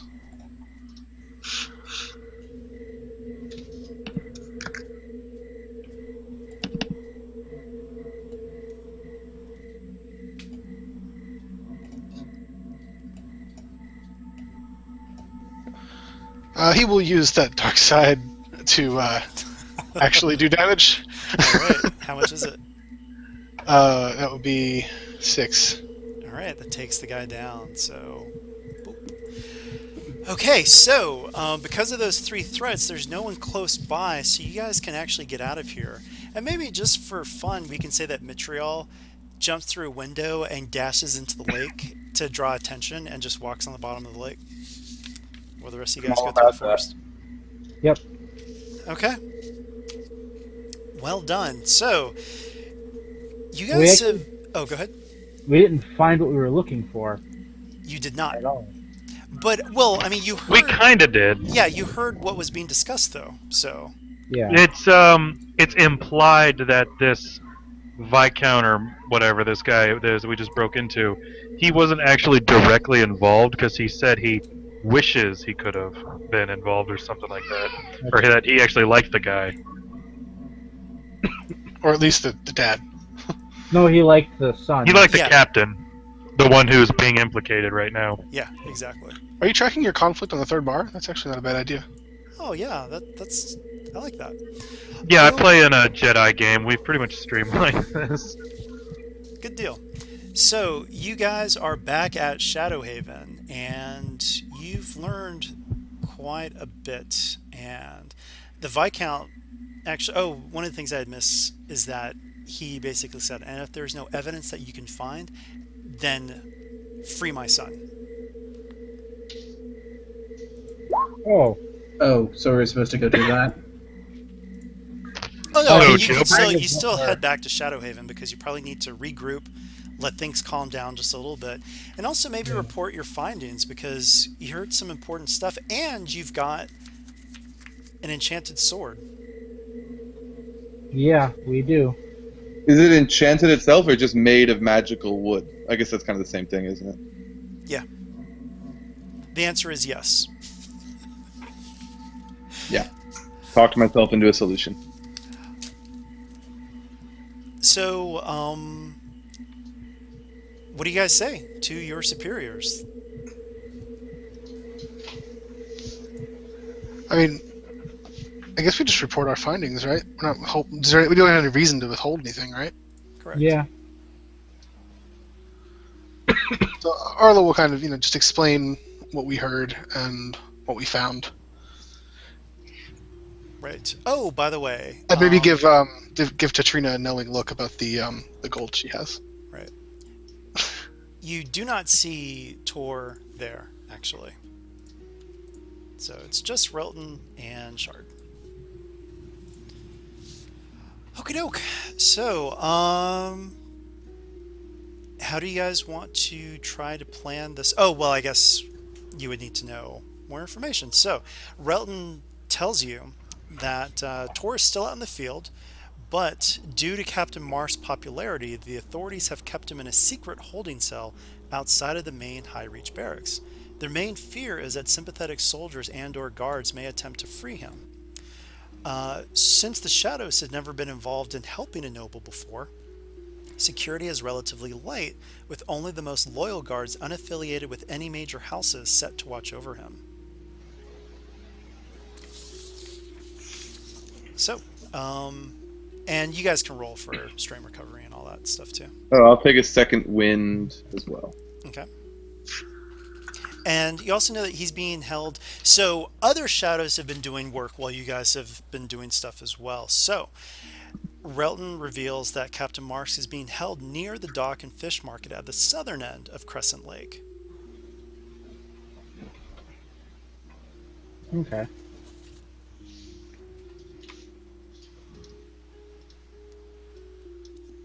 What's wrong? So do you want to take Vale Render with you, or do you want to stash it here?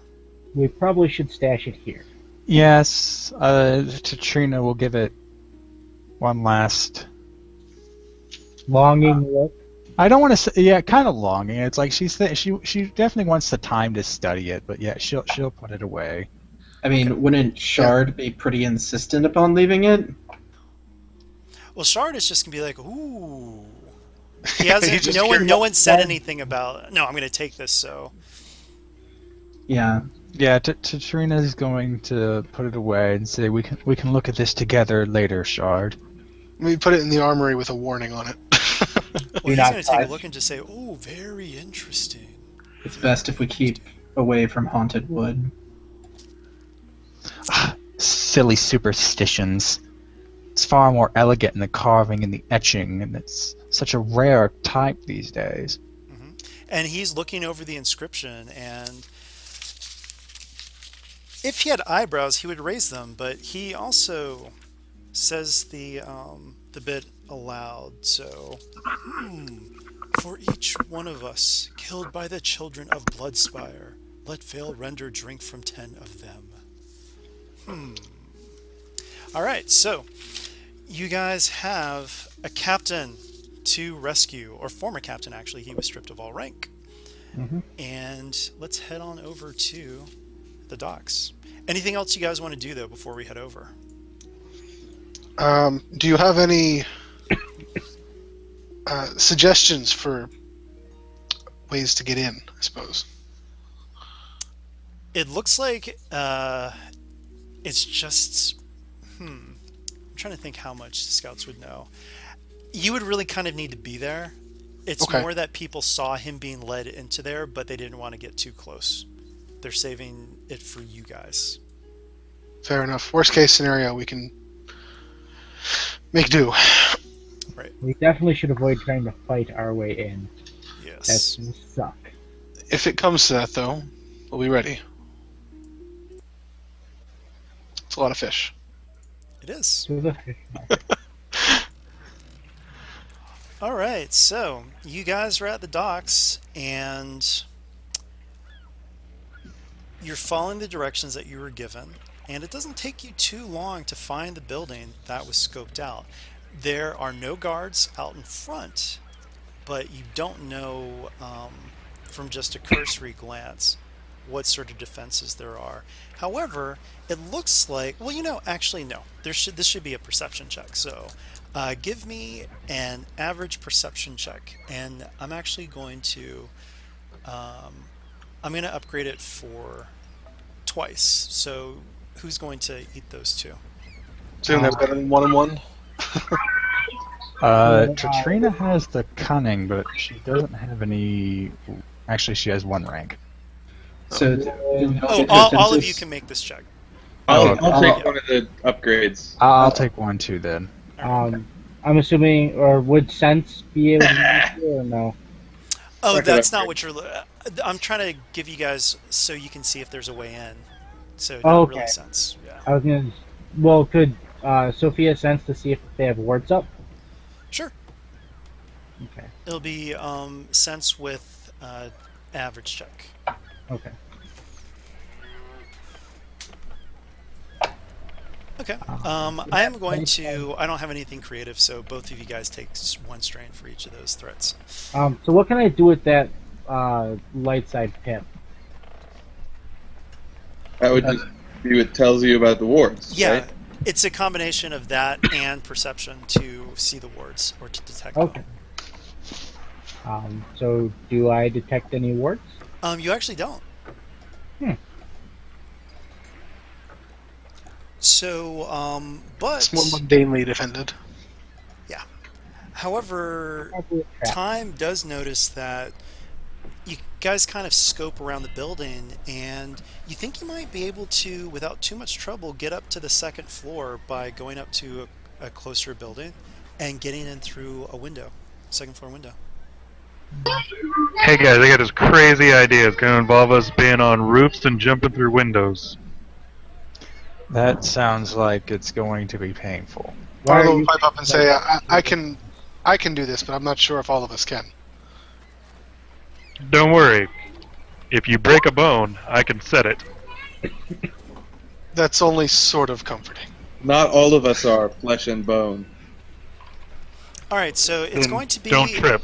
an average athletics or a hard coordination check to climb. If Arlo goes up first, can he help people up?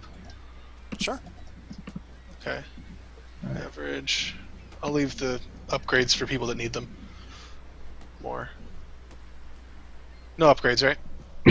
Correct. Oh, I can actually add a die to that, but I don't think I needed to anyway. You said athletics, right? Average? Average athletics or hard coordination. Sophia's just not able to find the handholds. Okay, I don't need to use that right now. So now that he's up there, can the rest of us get a boost for climbing? Yeah, sure. I mean, do you guys have any rope or anything? Arlo has rope, actually. Yes. Actually, Arlo yeah. can let some rope down. Ah, Yeah, I mean, Sophia, go ahead and roll. I'll say with the rope, that's like 2 boost dice worth, so roll 2 boost dice. And plus Arlo can kind of help pull him up, too. My boost dice take care of the threat I had. Nice. So will those boost die add to anybody else who makes this? No, I mean, it's individual checks. Oh, I mean, okay. I wasn't sure if like their rope was now aiding our efforts. Yeah, that's Well, that's what that's the what boost you. dice are for. Yeah, you have 2 boost dice on the check, is what he's saying. Okay, that's just what I was trying to check for. Yeah.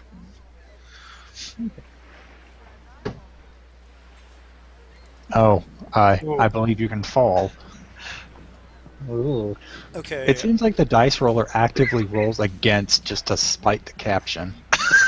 Yeah, I'm gonna say with this There was- advantages, There was one time where I said something bad and then it gave me good, so... Yeah, I'm gonna say you don't fall because of those advantages, but you're gonna need to make another check. And I'm gonna upgrade this, and there's gonna be 1 setback because you're Can- kind of scraping against the wall there, so you might be making some sound. Can Arlo do an athletics check to pull him up? After his check, Okay. he's trying to right himself right now. And did the boost from the rope still apply? Yeah.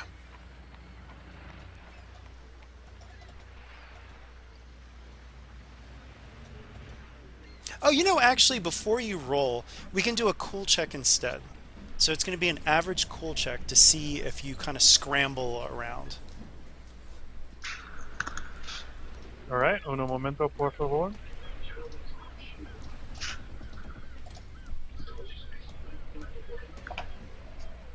You said average? Yeah.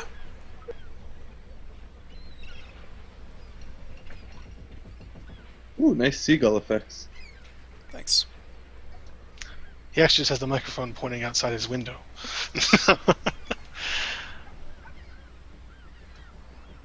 Okay, so yeah, you don't need that. So we can have an athletics check to pull you up. That's going to be a hard athletics check, and I'm going to put a setback on that. I'll help. Or okay. So that's me to pull him up, or is that Yeah. him to? Mhm. Okay. Yeah, I'll give you a boost pulling 2. Thank you, guys. Okay, so hard with a setback, Yeah. and then a boost from him. You know what? Just because I can. And the Force / the Vale. Okay, don't even need to use it. Okay. Do you want to use it anyway? Because I don't need to? No. Well, But imagine how you've much already it costs us. remember that you've already flipped on the check, so you actually couldn't use the dark side. Ooh. Oh, fair enough. All right. So you guys get up to that second floor window, but you're going to need an average with a setback skullduggery or a hard with a setback athletics check to open the door or open the window. Like, who put the door just on the second floor with no stairs up to it? It's more of a People with balcony. wings. The suicide door. All right. So 2D 1S skullduggery or 3D 1S athletics.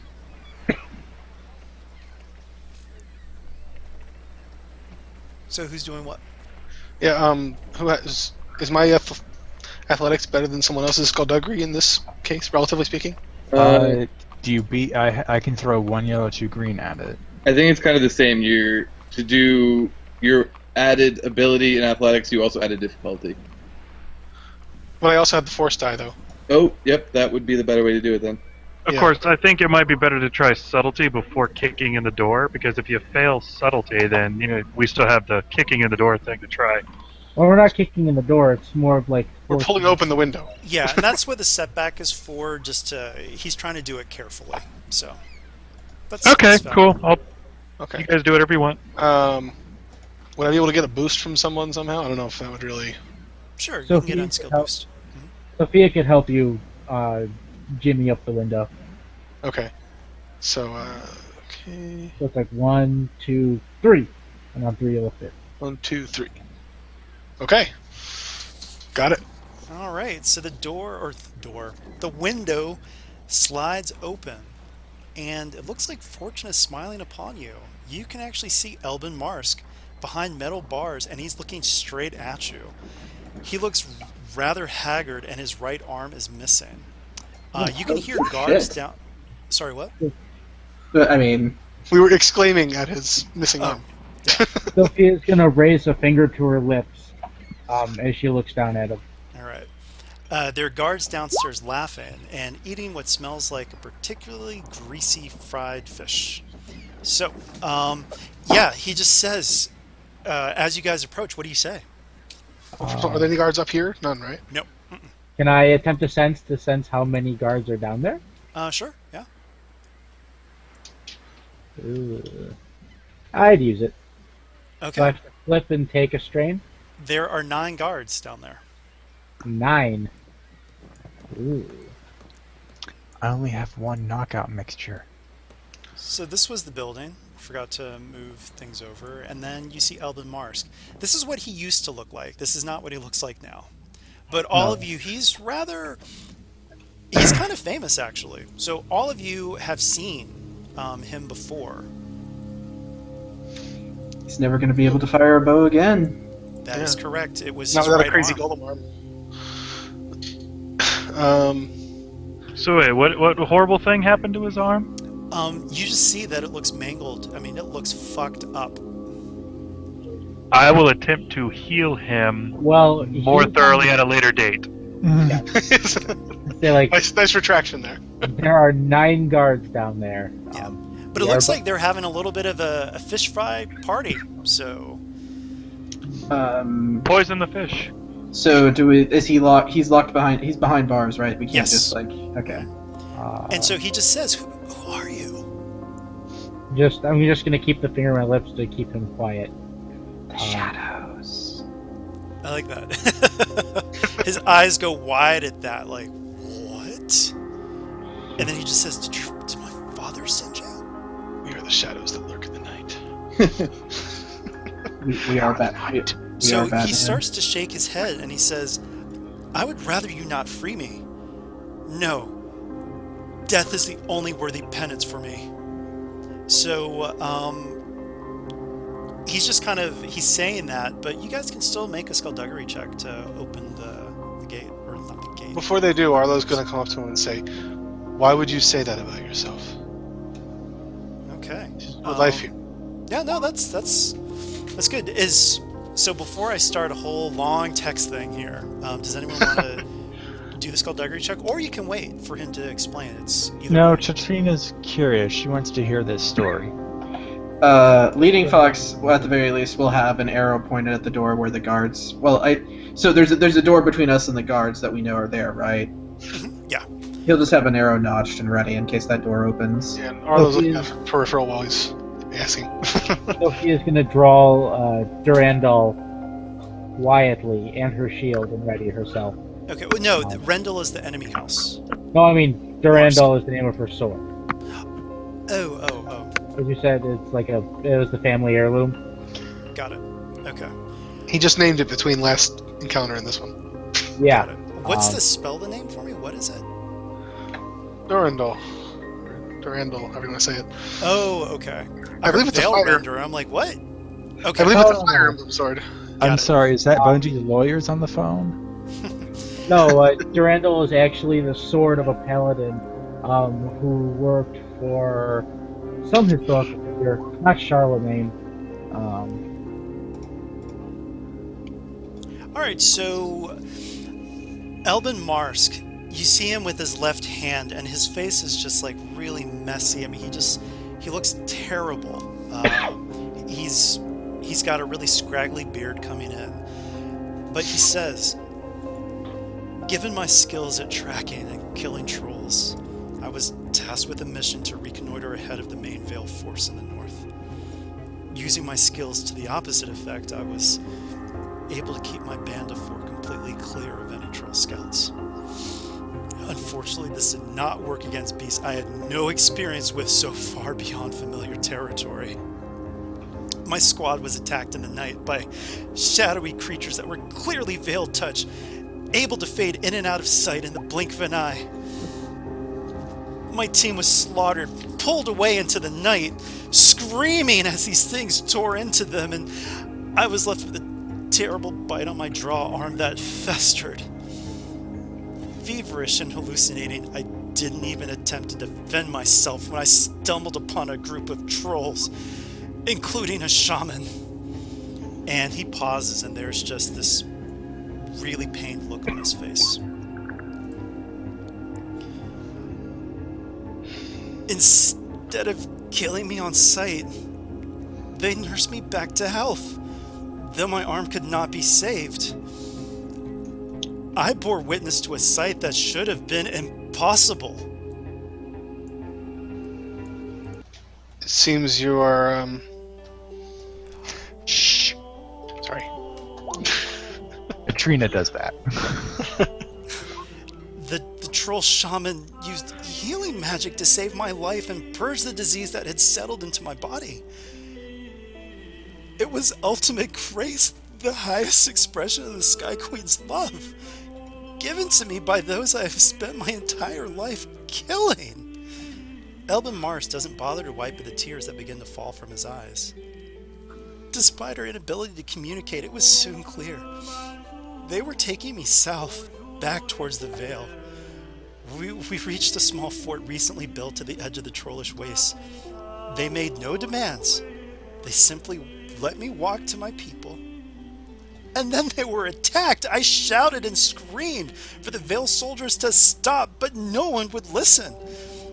Only the shaman escaped, though one of his tusks was shattered by a cleric's mace. No, leave me to my fate. I swore I would never kill another troll, and thus I was imprisoned, but that is not enough. My life for theirs, it is only fitting.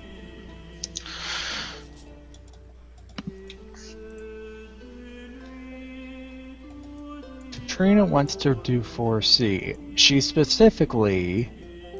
She closes her eyes and adding in the variable of releasing him from his captivity, she wants to try and predict in the near future what results might happen. Okay. All right. You can tell that in the variables, he shouts for the guards. He doesn't want to be saved. But that is only one possibility. So that is a possibility that you see when you open the gate and try to pull him out. That's without factoring in us convincing him otherwise first. Yeah, Trina opens her eyes and looks at the other shadows, and actually, she doesn't tell them what she predicts, but she looks towards him and says, "Just refresh me on this guy's name before I Captain say Marsk, it wrong." Elben Okay. Marsk, former captain. Yeah, she looks at Marsk and says, "What's happened here so far has left a negative that needs to be set back to neutral, but perhaps with you it can be set to a positive. Perhaps the trolls returning you has not yet been in vain." All right. What kind of check is that going to be, actually? Arlo will actually pipe in too and say, perhaps you'd be better suited to a different path than one you've been leading before. With different friends. Maybe instead of learning to kill, you could learn to heal. Okay. I bring you love. Or at least, or if nothing else, protect. All right. Yes. So, what sort of check are you going to use on this guy? Missing can charm, but Trina Okay. ain't got no charm. Feminine That's why I love. was trying to say this in math terms. I mean, there are other checks that are possible, but yeah. But I need to know what type is going to be used.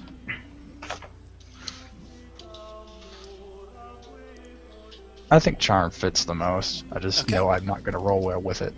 It is going to be a hard charm check, but with 2 reds natively. So 2 reds and a purple charm check.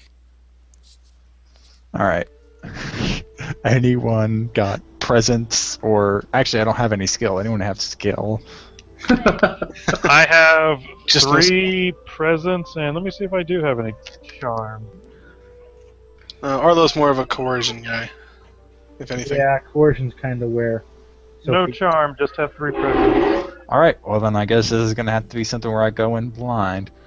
We get some unskilled assistance from Arlo's little. Yeah. I'm flipping. Fingers crossed. Oh my god. Yes! Nice. Oh, okay. Unfortunately, oh gosh, this is a tough one. Okay. I need to think about this one because I actually did put in something very specific for the 3 threats. So, We got too passionate with our speech, and the guards overheard. Shh. Don't give him ideas. Ideas! no, actually, that's a good one. So, I've got an arrow notched if they open yeah. that door. So, okay, It's ready. you do get. He nods and says, "Perhaps you're right." But he doesn't look too convinced. But he agrees. So, but you guys are going to have to open this thing. Remember, it's still the skullduggery check. So, it looks like you may have alerted the guards because all of a sudden you hear it get very quiet downstairs. So, you've got 1 turn to open this thing before these guys get up here. So, Okay, Alright, the first thing. Once it gets quiet, Sophia would like to look to Mitriel and like to bar the door. Okay. Do we Yeah. know that we were heard? Do we hear action downstairs? no, you don't. You just hear it get quiet. Tatrina just sets her last knockout mixture on the floor next to her, so anyone can grab it if they want to, while she goes to work on the cell. Okay. All right, so it is. I'm going to upgrade the check. It is a hard skullduggery check. All right, I'm flipping it too. Arlo will look at her and say, if this doesn't work, I'm going to try to break this thing open. Okay. That it pops open. You tell me what the triumph does too. Oh my gosh. Oh, I'm thinking maybe it's fast enough that you're able to get him out of there and get to the window. Yeah, I will agree with that because I ain't got nothing. Oh, you know what? No, never mind. That actually has nothing to do with this.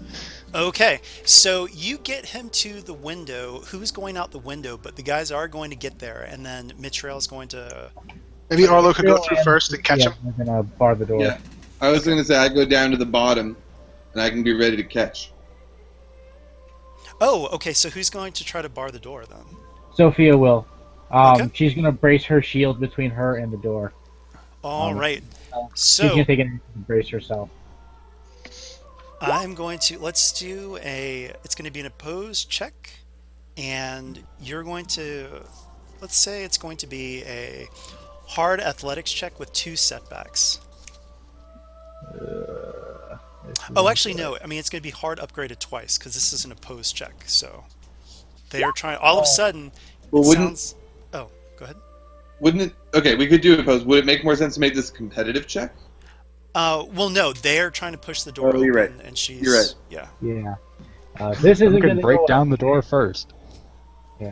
Do I I'm gonna get flip anything? that. It's going to be 3 reds. Oh God. Do Could I get resilience anything kind of apply here? for Use that? taking the time to brace myself? Sure, I'll give you a boost for that. Okay. And All right. They Okay. push the door open, and The first so one I see, there's an arrow in his eye. okay. So let's do vigilance or cool. So- Vigilance or cool. So, I mean, I've had an arrow notch this entire time. Can I get a surprise round? Sure. Okay. Oh my gosh. So this is what it's like to have a terrible initiative. So I guess I probably won't add true aim to that. Just basic damage, tell me. Yeah, I would say because there was no one to actually really aim at because they could have Yeah. been shorter than you thought and all Okay. that. So This could have been one difficulty, 1 setback from armor. David, roll initiative. And actually, I will upgrade. Oh. Never mind. That's fine. Okay. Vigilance or cool? Either. Okay, Yeah, Tim we kinda Pierce saw it on. coming at this point. Yeah. And initiative. Wouldn't they be engaged? Yeah, With the yeah. Oh, that's true. Yeah, they are engaged. Okay. Still got it. So despair check. So notch that down 1 damage. So that's 9 pierce 1. All right. I wish there was like Pierce. a precision aim or something like that. I'm not going to bother renaming all these guys, but there's 3 groups, but I mean they're all just massed together. They're pretty clearly collected. Yeah. Yeah. Yeah, All and right, I mean so- they wouldn't all be there. They would have to be getting through the door, right? Yeah, So yeah. So 9 pierce 1, you said? yeah. All right. So 1 goes down immediately, Right. and the Hit other right into his eye. Okay, yeah, and another one gets damaged by that. So then NPC initiatives. oh, If yeah, anyone that's- has good ranged light, Katrina already put down her knockout mixture, so anyone could pick that up and throw it. Just throw it through the door. That's what I'm thinking. I could do it on my way out the window. Or did you want to stay back and Arlo go through? Or which one do you think would be better? Why don't I stay and fight because I've got good defense, Okay, and you'll do better catching anyways at the bottom. fair enough. okay. Yeah, I have 2 defense and pretty high soak. Okay. So Arlo can take the first PC slot then, unless we really want to damage dudes first. But can jump out the window basically.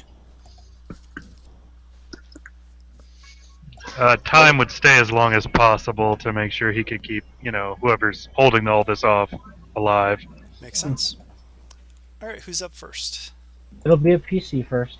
Okay. Do you want Arlo to jump out the window first, or do we want to do some damage first? Probably best to get our meal ticket out. Okay.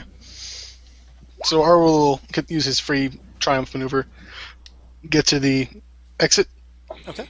and jump out. Alrighty. With, I guess, an athletics check, or would that just be another maneuver? Just another maneuver. I mean, I'm assuming you're trying to be careful, so you'll use the like you're not jumping all the way down, right? I mean, not unless it needs to be done that way. But yeah. Okay. Yeah. I mean, just actually, yeah, it should be an athletics check. You're trying to get to the bottom, in other words, right? Yeah. Okay. Yeah. I mean, it'll just be an average, and you get 2 boosts because you're using the rope. And the good news is, if you fail, you still make it to the bottom. Yeah. Yep. Yeah. And you get there actually a lot faster, too. It's so true. It's really a plus. Yeah. I mean, there's no downsides to this roll. Swan dive. Okay. Yeah, he makes it. Okay. And I'll even Unless- say with that amount of advantages, we can say that. you say I found a cart nearby with some hay in it. Well, I was going to say that you actually tell Elbin, like, hold on, and you use one arm to keep him braced. He's using his arm to kind of hold on to you, and you can both get down. Oh, okay. I mean, it's 4 Slides down advantages, the so- rope. Yeah, that works. Yeah, exactly. You kind of slide down with one arm on the rope. Yeah, you're or even right. 5 advantages if you wanted it. Yeah. Oh, we'll say 5 advantages. That's how you do it. So Yeah. Okay. So next up. You have a NPC. slot. NPC. Yeah, the first line looped around, so it's hard to. NPC. Okay. So these guys are like, what? And this guy actually will move into this group. That's why it's nice to actually have these as their own tokens. So one minion group does get inside, and Sophia is the closest. So what are your defenses, Sophia? I have 2 melee defense, Okay. thanks Shield. to my shield. All right. So, well, you were already engaged with them, so they're going to aim. So, boop. Oh, dear.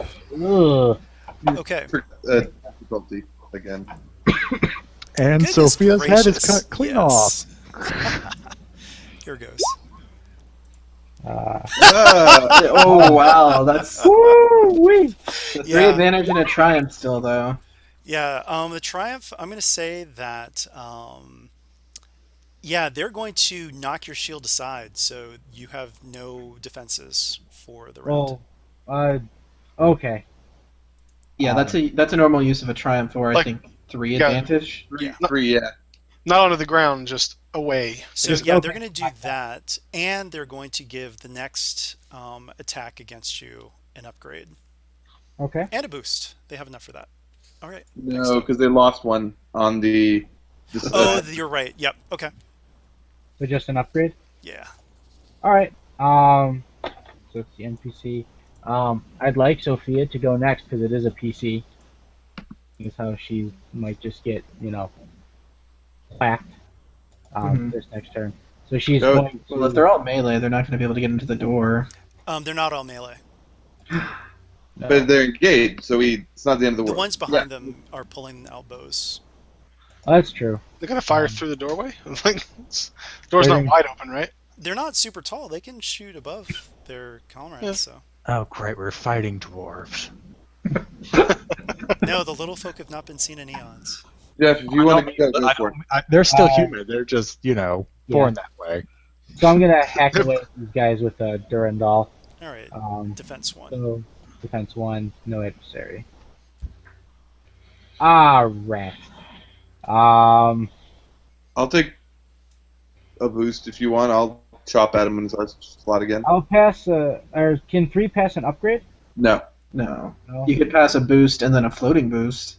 Well, wait. Then how did Tommy pass an I upgrade? used the The 3 triumph. advantages to remove your defenses. Oh, and then the triumph, yeah. okay, that's it. Alrighty. So yeah, so I'll pass a boost to the next, and then throw out a floating boost. So just fancy sword play. All right. Clang, clang, clang. Yep. Next up. I mean, you're holding back 3 of them. That's still pretty good. Another NPC, it looks like. Okay. So, this guy will yell, "Get down there! They're trying to escape!" And so these 2 are going to run backwards. But this guy lines up with these, and he's going to, and they have bows, and so they're going to shoot at Sophia, but of course they're going to have the upgrade.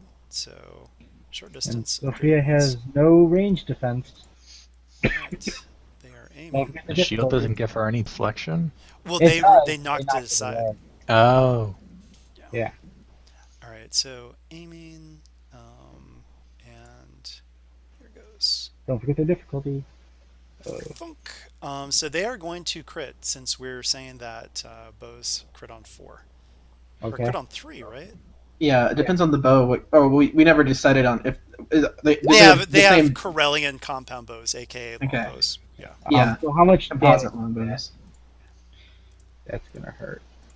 Oh yeah, Um, how much damage are those again? it's base 5, so it's 6 damage, pierce 1. All right. Oh, okay. So I take 3. Okay. And they are going to crit, so you can roll the crit. No vicious. Hooray! 24. I have the table up. 24 is off balance. Adds a setback to my next skill check. Okay. Next up. All right, I will dash up and also go after the trio in the door. Okay. Destiny flip, the 2 boosts from Jeff. I guess I'll say I have to take maneuver to get over there. Yeah. Or at least a maneuver to engage. Yeah. Just checking everything real quick. Excellent. That will be 7, and I will crit. Okay. So what does Metriel yield? Yield? He wields Yield. a ornate Yield. blade, which is the ceremonial sword, and a riot shield. Yeah. So how much damage is that again? Sorry. 7. 7. Okay. The guy's still up, but you hurt him pretty bad. Well, you took one out, so. Right. Ka-chunk. Slice. All right. Next up. It's an NPC. All right. These two are going around, and they're trying to get over to Arlo, but they're not at you yet. Didn't they do that earlier this same round, or is this a new round? Well, that was more of them just splitting with one of the guys moving over to be with. Okay. Yeah. So then it's 3 PCs. So there's no penalty to attacking the ranged people. It seems. No. Okay, so yeah, an arrow's coming past the people in melee and towards them. So I will true aim, and they have a ranged defense. They do. Bam. So 6 pierce 1 and a crit. Okay, so Pierce 1 goes down, and 6 Pierce 1. It's so weird with these numbers, like. Yeah, we're used to like 30 damage Yeah, pierce. to be honest, it's kind of refreshing. Yeah. I'm not dealing with such huge numbers. Right. And the beauty is, it doesn't matter in the end because the story still works. Right. Yep. All right, so some serious damage and 1 down. Next. So it's Time and Katrina. Either of you. I'll continue going last just to make sure. By looking out the window, does Katrina see anyone coming? Oh, you're already outside? No, not. Well, I'm just looking out the window from where we are. No, you don't see anyone out. Arlo will kind of glance up and say, "We might need more down here." Okay. Yeah, because the only thing. Okay, yeah, I'm gonna pick up my knockout mixture since no one seemed to go for it, and then attempt to climb down. Okay. It's an average check with 2 boosts. From the rope, I guess. Yeah. Make sure last one out, get the rope. Oh dear. From steel for Oh, okay. That is going to be a short distance fall. You lose your grip, but with those advantages, I'll say that you get. You're going to get with 2 Should I boosts. try and land in the on water? Yeah, I mean, Arlo's still down there. He could theoretically catch her. Yeah, you can try. So we're going to say that it's kind of weird. with this check. We'll say because it's going to be pretty difficult because you're trying to catch a. I'm trying to Falling think how I person. want to do this.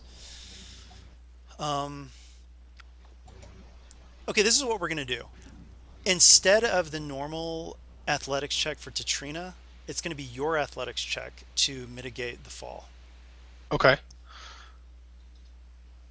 So it's I think it's an average fall check, average for short distance, right? That would be average then.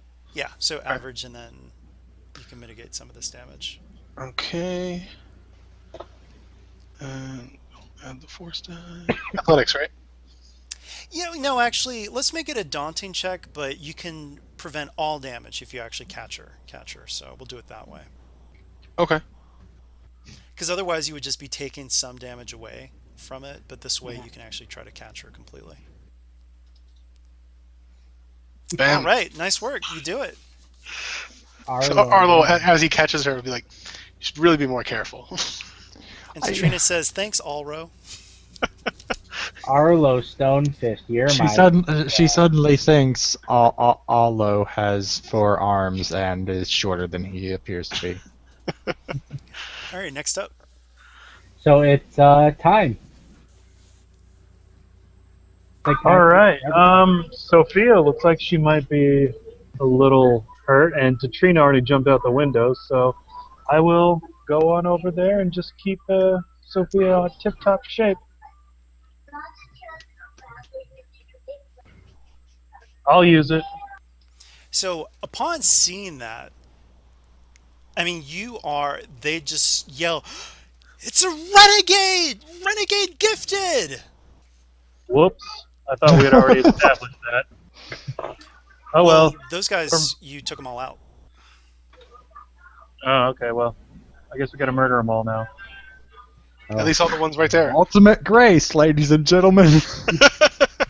Kill them all. Let this guy. They've seen too much. Time to die.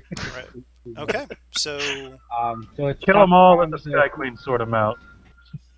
So do you want to take it, Mitriol, or should I?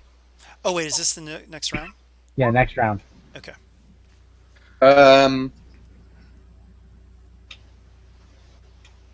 Go for it. I've had my chance to do so. I feel like you've gotten beat up a little bit more. All right. So I'm gonna flip. So Sophia's going at them with a Durandal. Oh, jeez.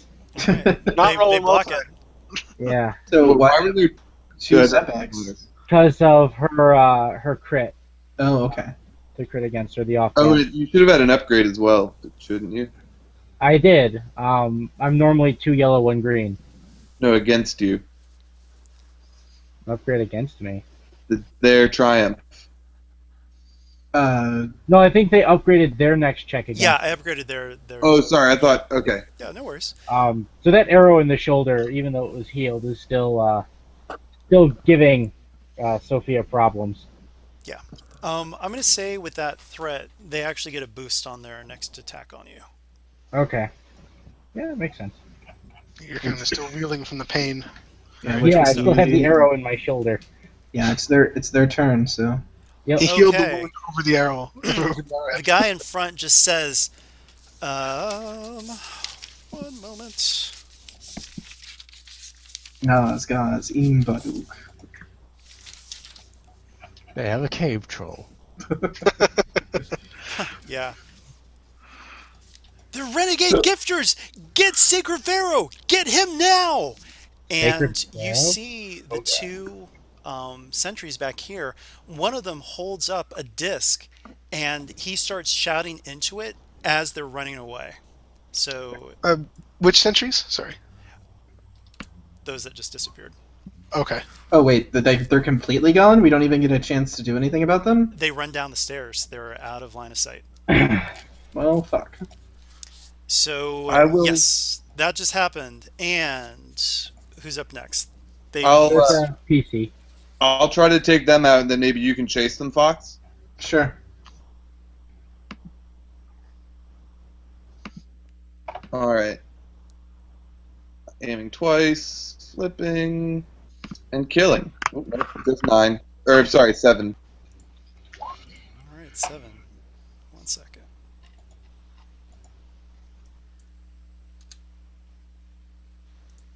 All right, that guy's taken out, and then this guy. It's not much. Did you take anything? He did. Oh, that's a lot. Okay. So the question is, am I going to be able to run past them to try and regain line of sight on the other two? Well, remember, you're going to have to get engaged with that guy with a maneuver and then use another maneuver to get out of engaged with that guy. I could also arrow him and then run. You could do that, yeah. Yeah, I guess that is really an option. Yeah. Okay, so I'm not going to use any maneuvers to aim or true aim here. So one I step will upgrade back. the check, though. Oh, okay. Sophia will drop her shield so you can skateboard it down the stairs. Okay, so 6 pierce 1. 6 pierce 1. Okay, that guy's out. Okay. And then I'm going to run 2 maneuvers worth to try and catch up to see the other 2 guards. I'm not going to have any actions left to do anything about them, though. Okay. But you'll be able to track them. At least. Yeah. So I can And see then one suddenly reanimates. The dead guard rises. Time, what are you doing? You live in. All right, next up. So that was Fox. So it'd be another NPC. So the 2 sentries running to Arlo. Yeah, when they hear that there are renegade gifted, these guys peel off as well. So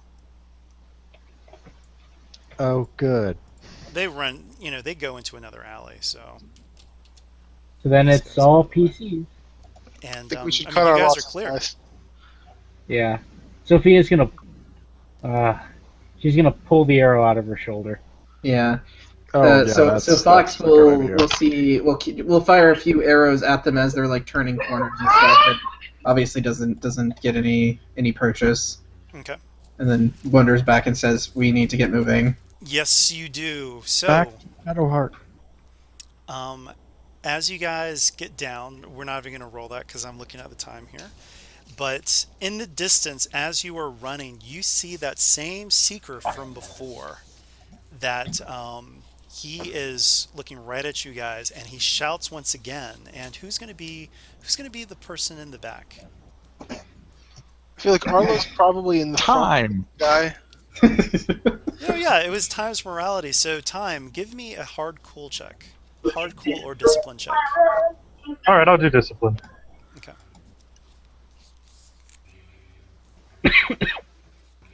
And I'm going to upgrade it just for giggles.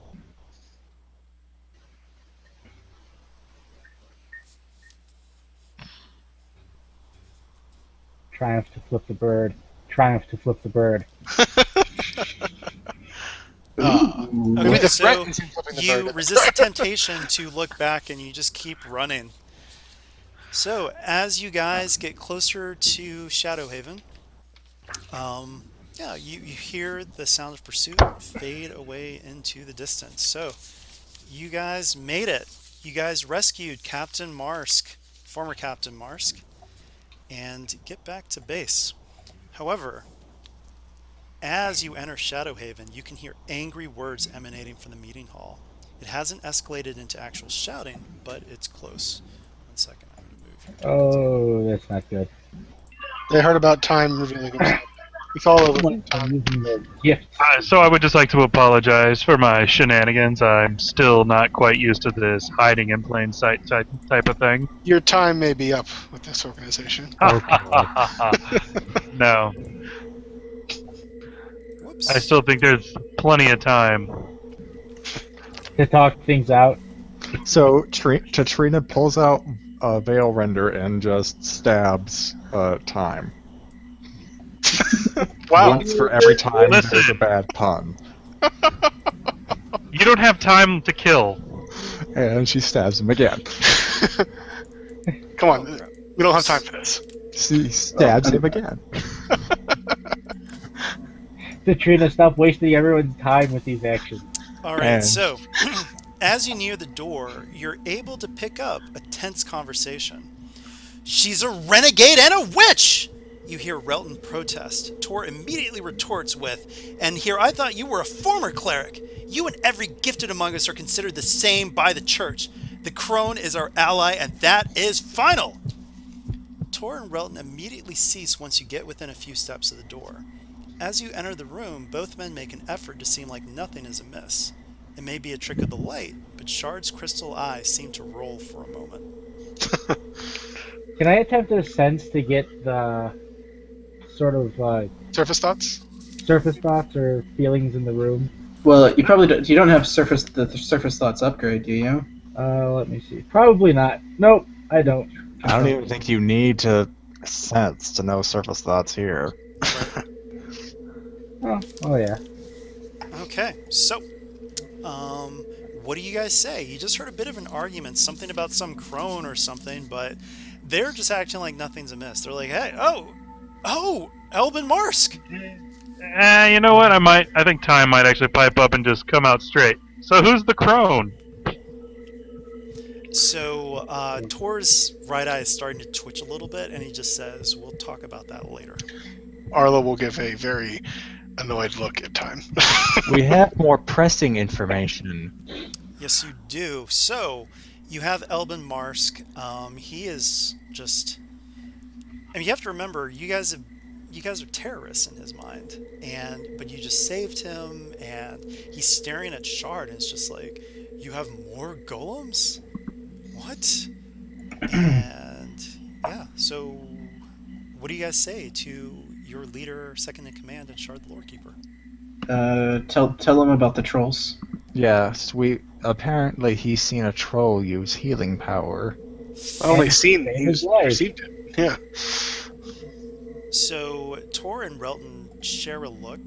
They look very dubious at that claim, so they don't say anything right at that moment.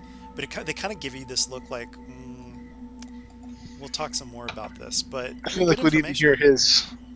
You may need to just hear his account. It was quite convincing. Sure, actually, we'll just say that he gives his account, and at that point, they're nodding, and like they seem very surprised, and Shard is just, All right, well, anything you guys? I mean, a little bit of last-minute RP. We're at the end here, so. After Elben, right? After Marsk is gone, Sophia would approach Relton and ask who this crone person is and why he seems so adamant about allying with her. He just shakes his head and he says, "We will discuss that at another time." But he does not look pleased to even have that name spoken. Time? What's wrong with that name? It's a great name. Yeah. No. Wasting no time. Oh my god. Haha, you're doing it. Stabs herself. She's gonna go up to Shard and pretty much is like, "Let's go look at Vale Render now." Okay. So we can do that at some other point, but yes, good RP. It makes sense that you would do that. However, you have saved Captain Elben Marsk. You have... yeah? Oh, I was just saying, I know I mentioned it earlier, and you might have said it was impossible, but I would like to take a crack at the captain's arm and see if I can't do anything to fix it myself. Oh, no, I mean, everything has been done. He would have died. So it looks really mangled, but that's because Ultimate Grace was already used on it. So Yeah, I mean, his this life is was saved. this is way down the line too from when it happened, probably. Yeah. Oh, Okay, yeah, I just yeah. wasn't sure if there'd be any way to, like, reset it. It might be painful, but... Well, So no, I mean, it's he's gone. missing the arm. when There's you just say a stump. mangled, you mean, like, gone. Gone, yeah. Yeah, there was just a stump. Oh. Okay, I was not aware of that. I was thinking, like, it was still there, and you might be able to re-break some bones, but... No, gone. It's gone. If you want to try to take a crack at healing my crit, if you have medicine, that would be awesome. I do. I will take a crack at healing your critical. That arrow wound is still bugging me. I don't think it healed right. I'm going to upgrade that check, actually. It Alright, is- so the diff will that'll be... easy. It'd be one red. So it's one red.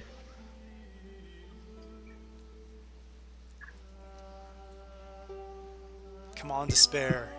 No despair. I like Sophia, damn it. Oh, we haven't had. I'm not going to say it. What were you gonna say? We haven't had a despair this session. Oh wow, yeah, that's crazy.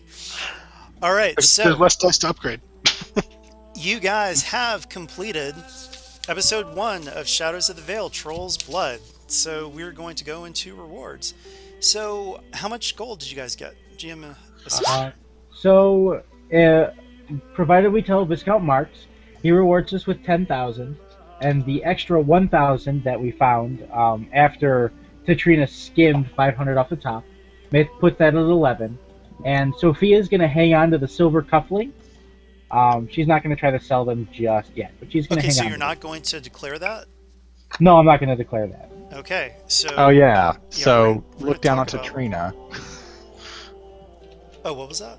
So it's like she's, I skimmed 500 off the top, but she's keeping the 1,000 cufflinks. Oh, she's just, because they're cufflinks, she's just going to... Well, I mean, it's going to be some conflict, but we'll talk about that in a second. Oh, she doesn't know how much they're worth. So, All right, so without the cufflinks, how much do you guys have? so that would be 11,000. 11,000. Okay, so cut that in half. So 5,500 goes to the shadows, and 5,500 goes to you guys. So do the math on the sheet, and then we've got XP. So there is 6 base XP, but there is actually 14 total possible. So you guys did not win the crowd away from the Speaker Adept.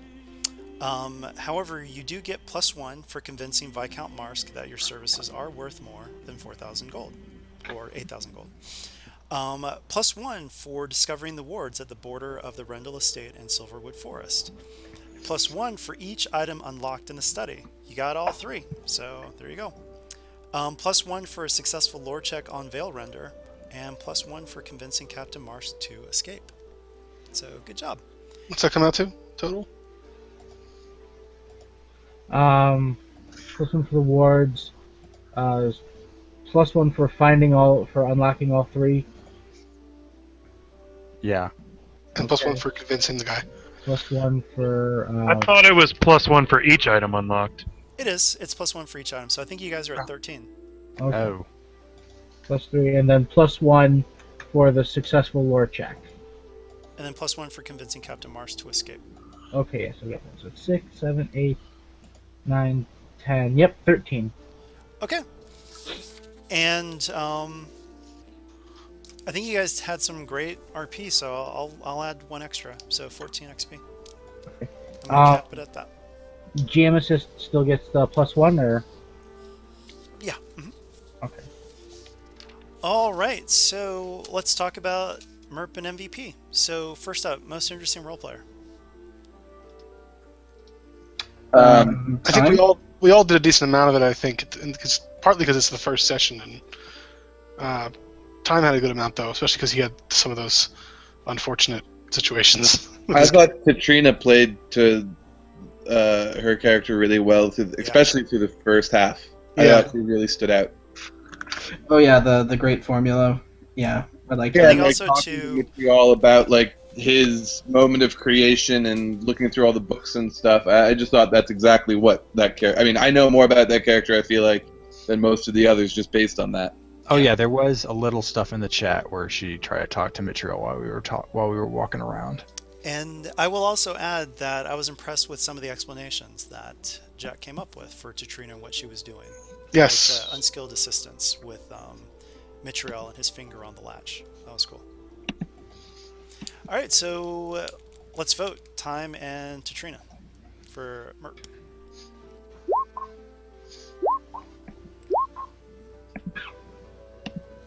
All right, Katrina, congratulations for MERP. Now let's go to MVP.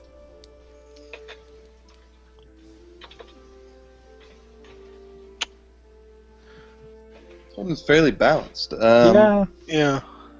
I mean, Sophia with her sense certainly helped a lot. Arlo's athletics came in handy. Oh yeah, especially when you caught me. Yes. And he did a really good job with getting the guy down too. Very True. simple. He was also the one who saved our meal ticket. So yeah, I'll vote for Arlo. Yeah, that works for me. Yeah, I'll Cool. go for. Shale is I'll, the golem from Dragon Age. Yeah, that's not Shale. Definitely. There's more than one golem in there, and I think one of them was metal, but I don't know where you got that picture, Tommy. So it could be Oh anything. yeah, I mean it's from that is I'm pretty sure it's a Dragon Age one, but it's not Shale. When I said the golem, I meant the player character that most people were thinking about. Oh right, no, I didn't With think it an was Shale. I just SH said I was thinking it was just one of the golems from I Dragon think Age. that's the Paragon Got it. that created the anvil that made the golems in Dragon. Yeah, it could be. Yeah, I think it is because I think he was the only metal one, and I think all the other ones were like made of rock or something. He's also a lot larger, I think. Right. All right, so yeah, let's vote for MVP. Did we have more than one nomination? Oh, maybe we didn't. Yeah, let's vote anyway. If it's unanimous, it's unanimous. All right, But it's on the congratulations, Arlo, on MVP. Thank you. All right, so with that, I will cut the recording here. What But, about, oh uh, yeah, we need to do morality? conflict and stuff. Yeah, so morality. Everyone. Didn't you have a different way you wanted to do that? Well, I just said that I want to keep it raw, but you guys just eat up more conflict so that it's more exciting. Than He's supposed to put everyone more just going up. opportunities for conflict. Yeah. So hopefully you guys tracked all your conflicts. So start rolling your 1d10s. And also too, for what happened with the whole that beginning portion, if you were thinking, let's just go, that should at least be one conflict because you are kind of ignoring the plight of these poor destitute people. But you can take more if you want, but at least one conflict for that, unless you were someone who actively tried to help, like Time. What's with the force die there? I messed up. I don't know why that was even on there. So it's 1d10 minus 1 for each conflict, right? And Katrina is just as ambiguous as she was when she started. So then what happens? Time's morality has increased. As has Arlo's. It's nice straddling the line, fellas. You should join me. Arlo would probably be down there too if he had needed to use his dark side points. So, oh, everyone rolled. Okay. Okie doke. Oh,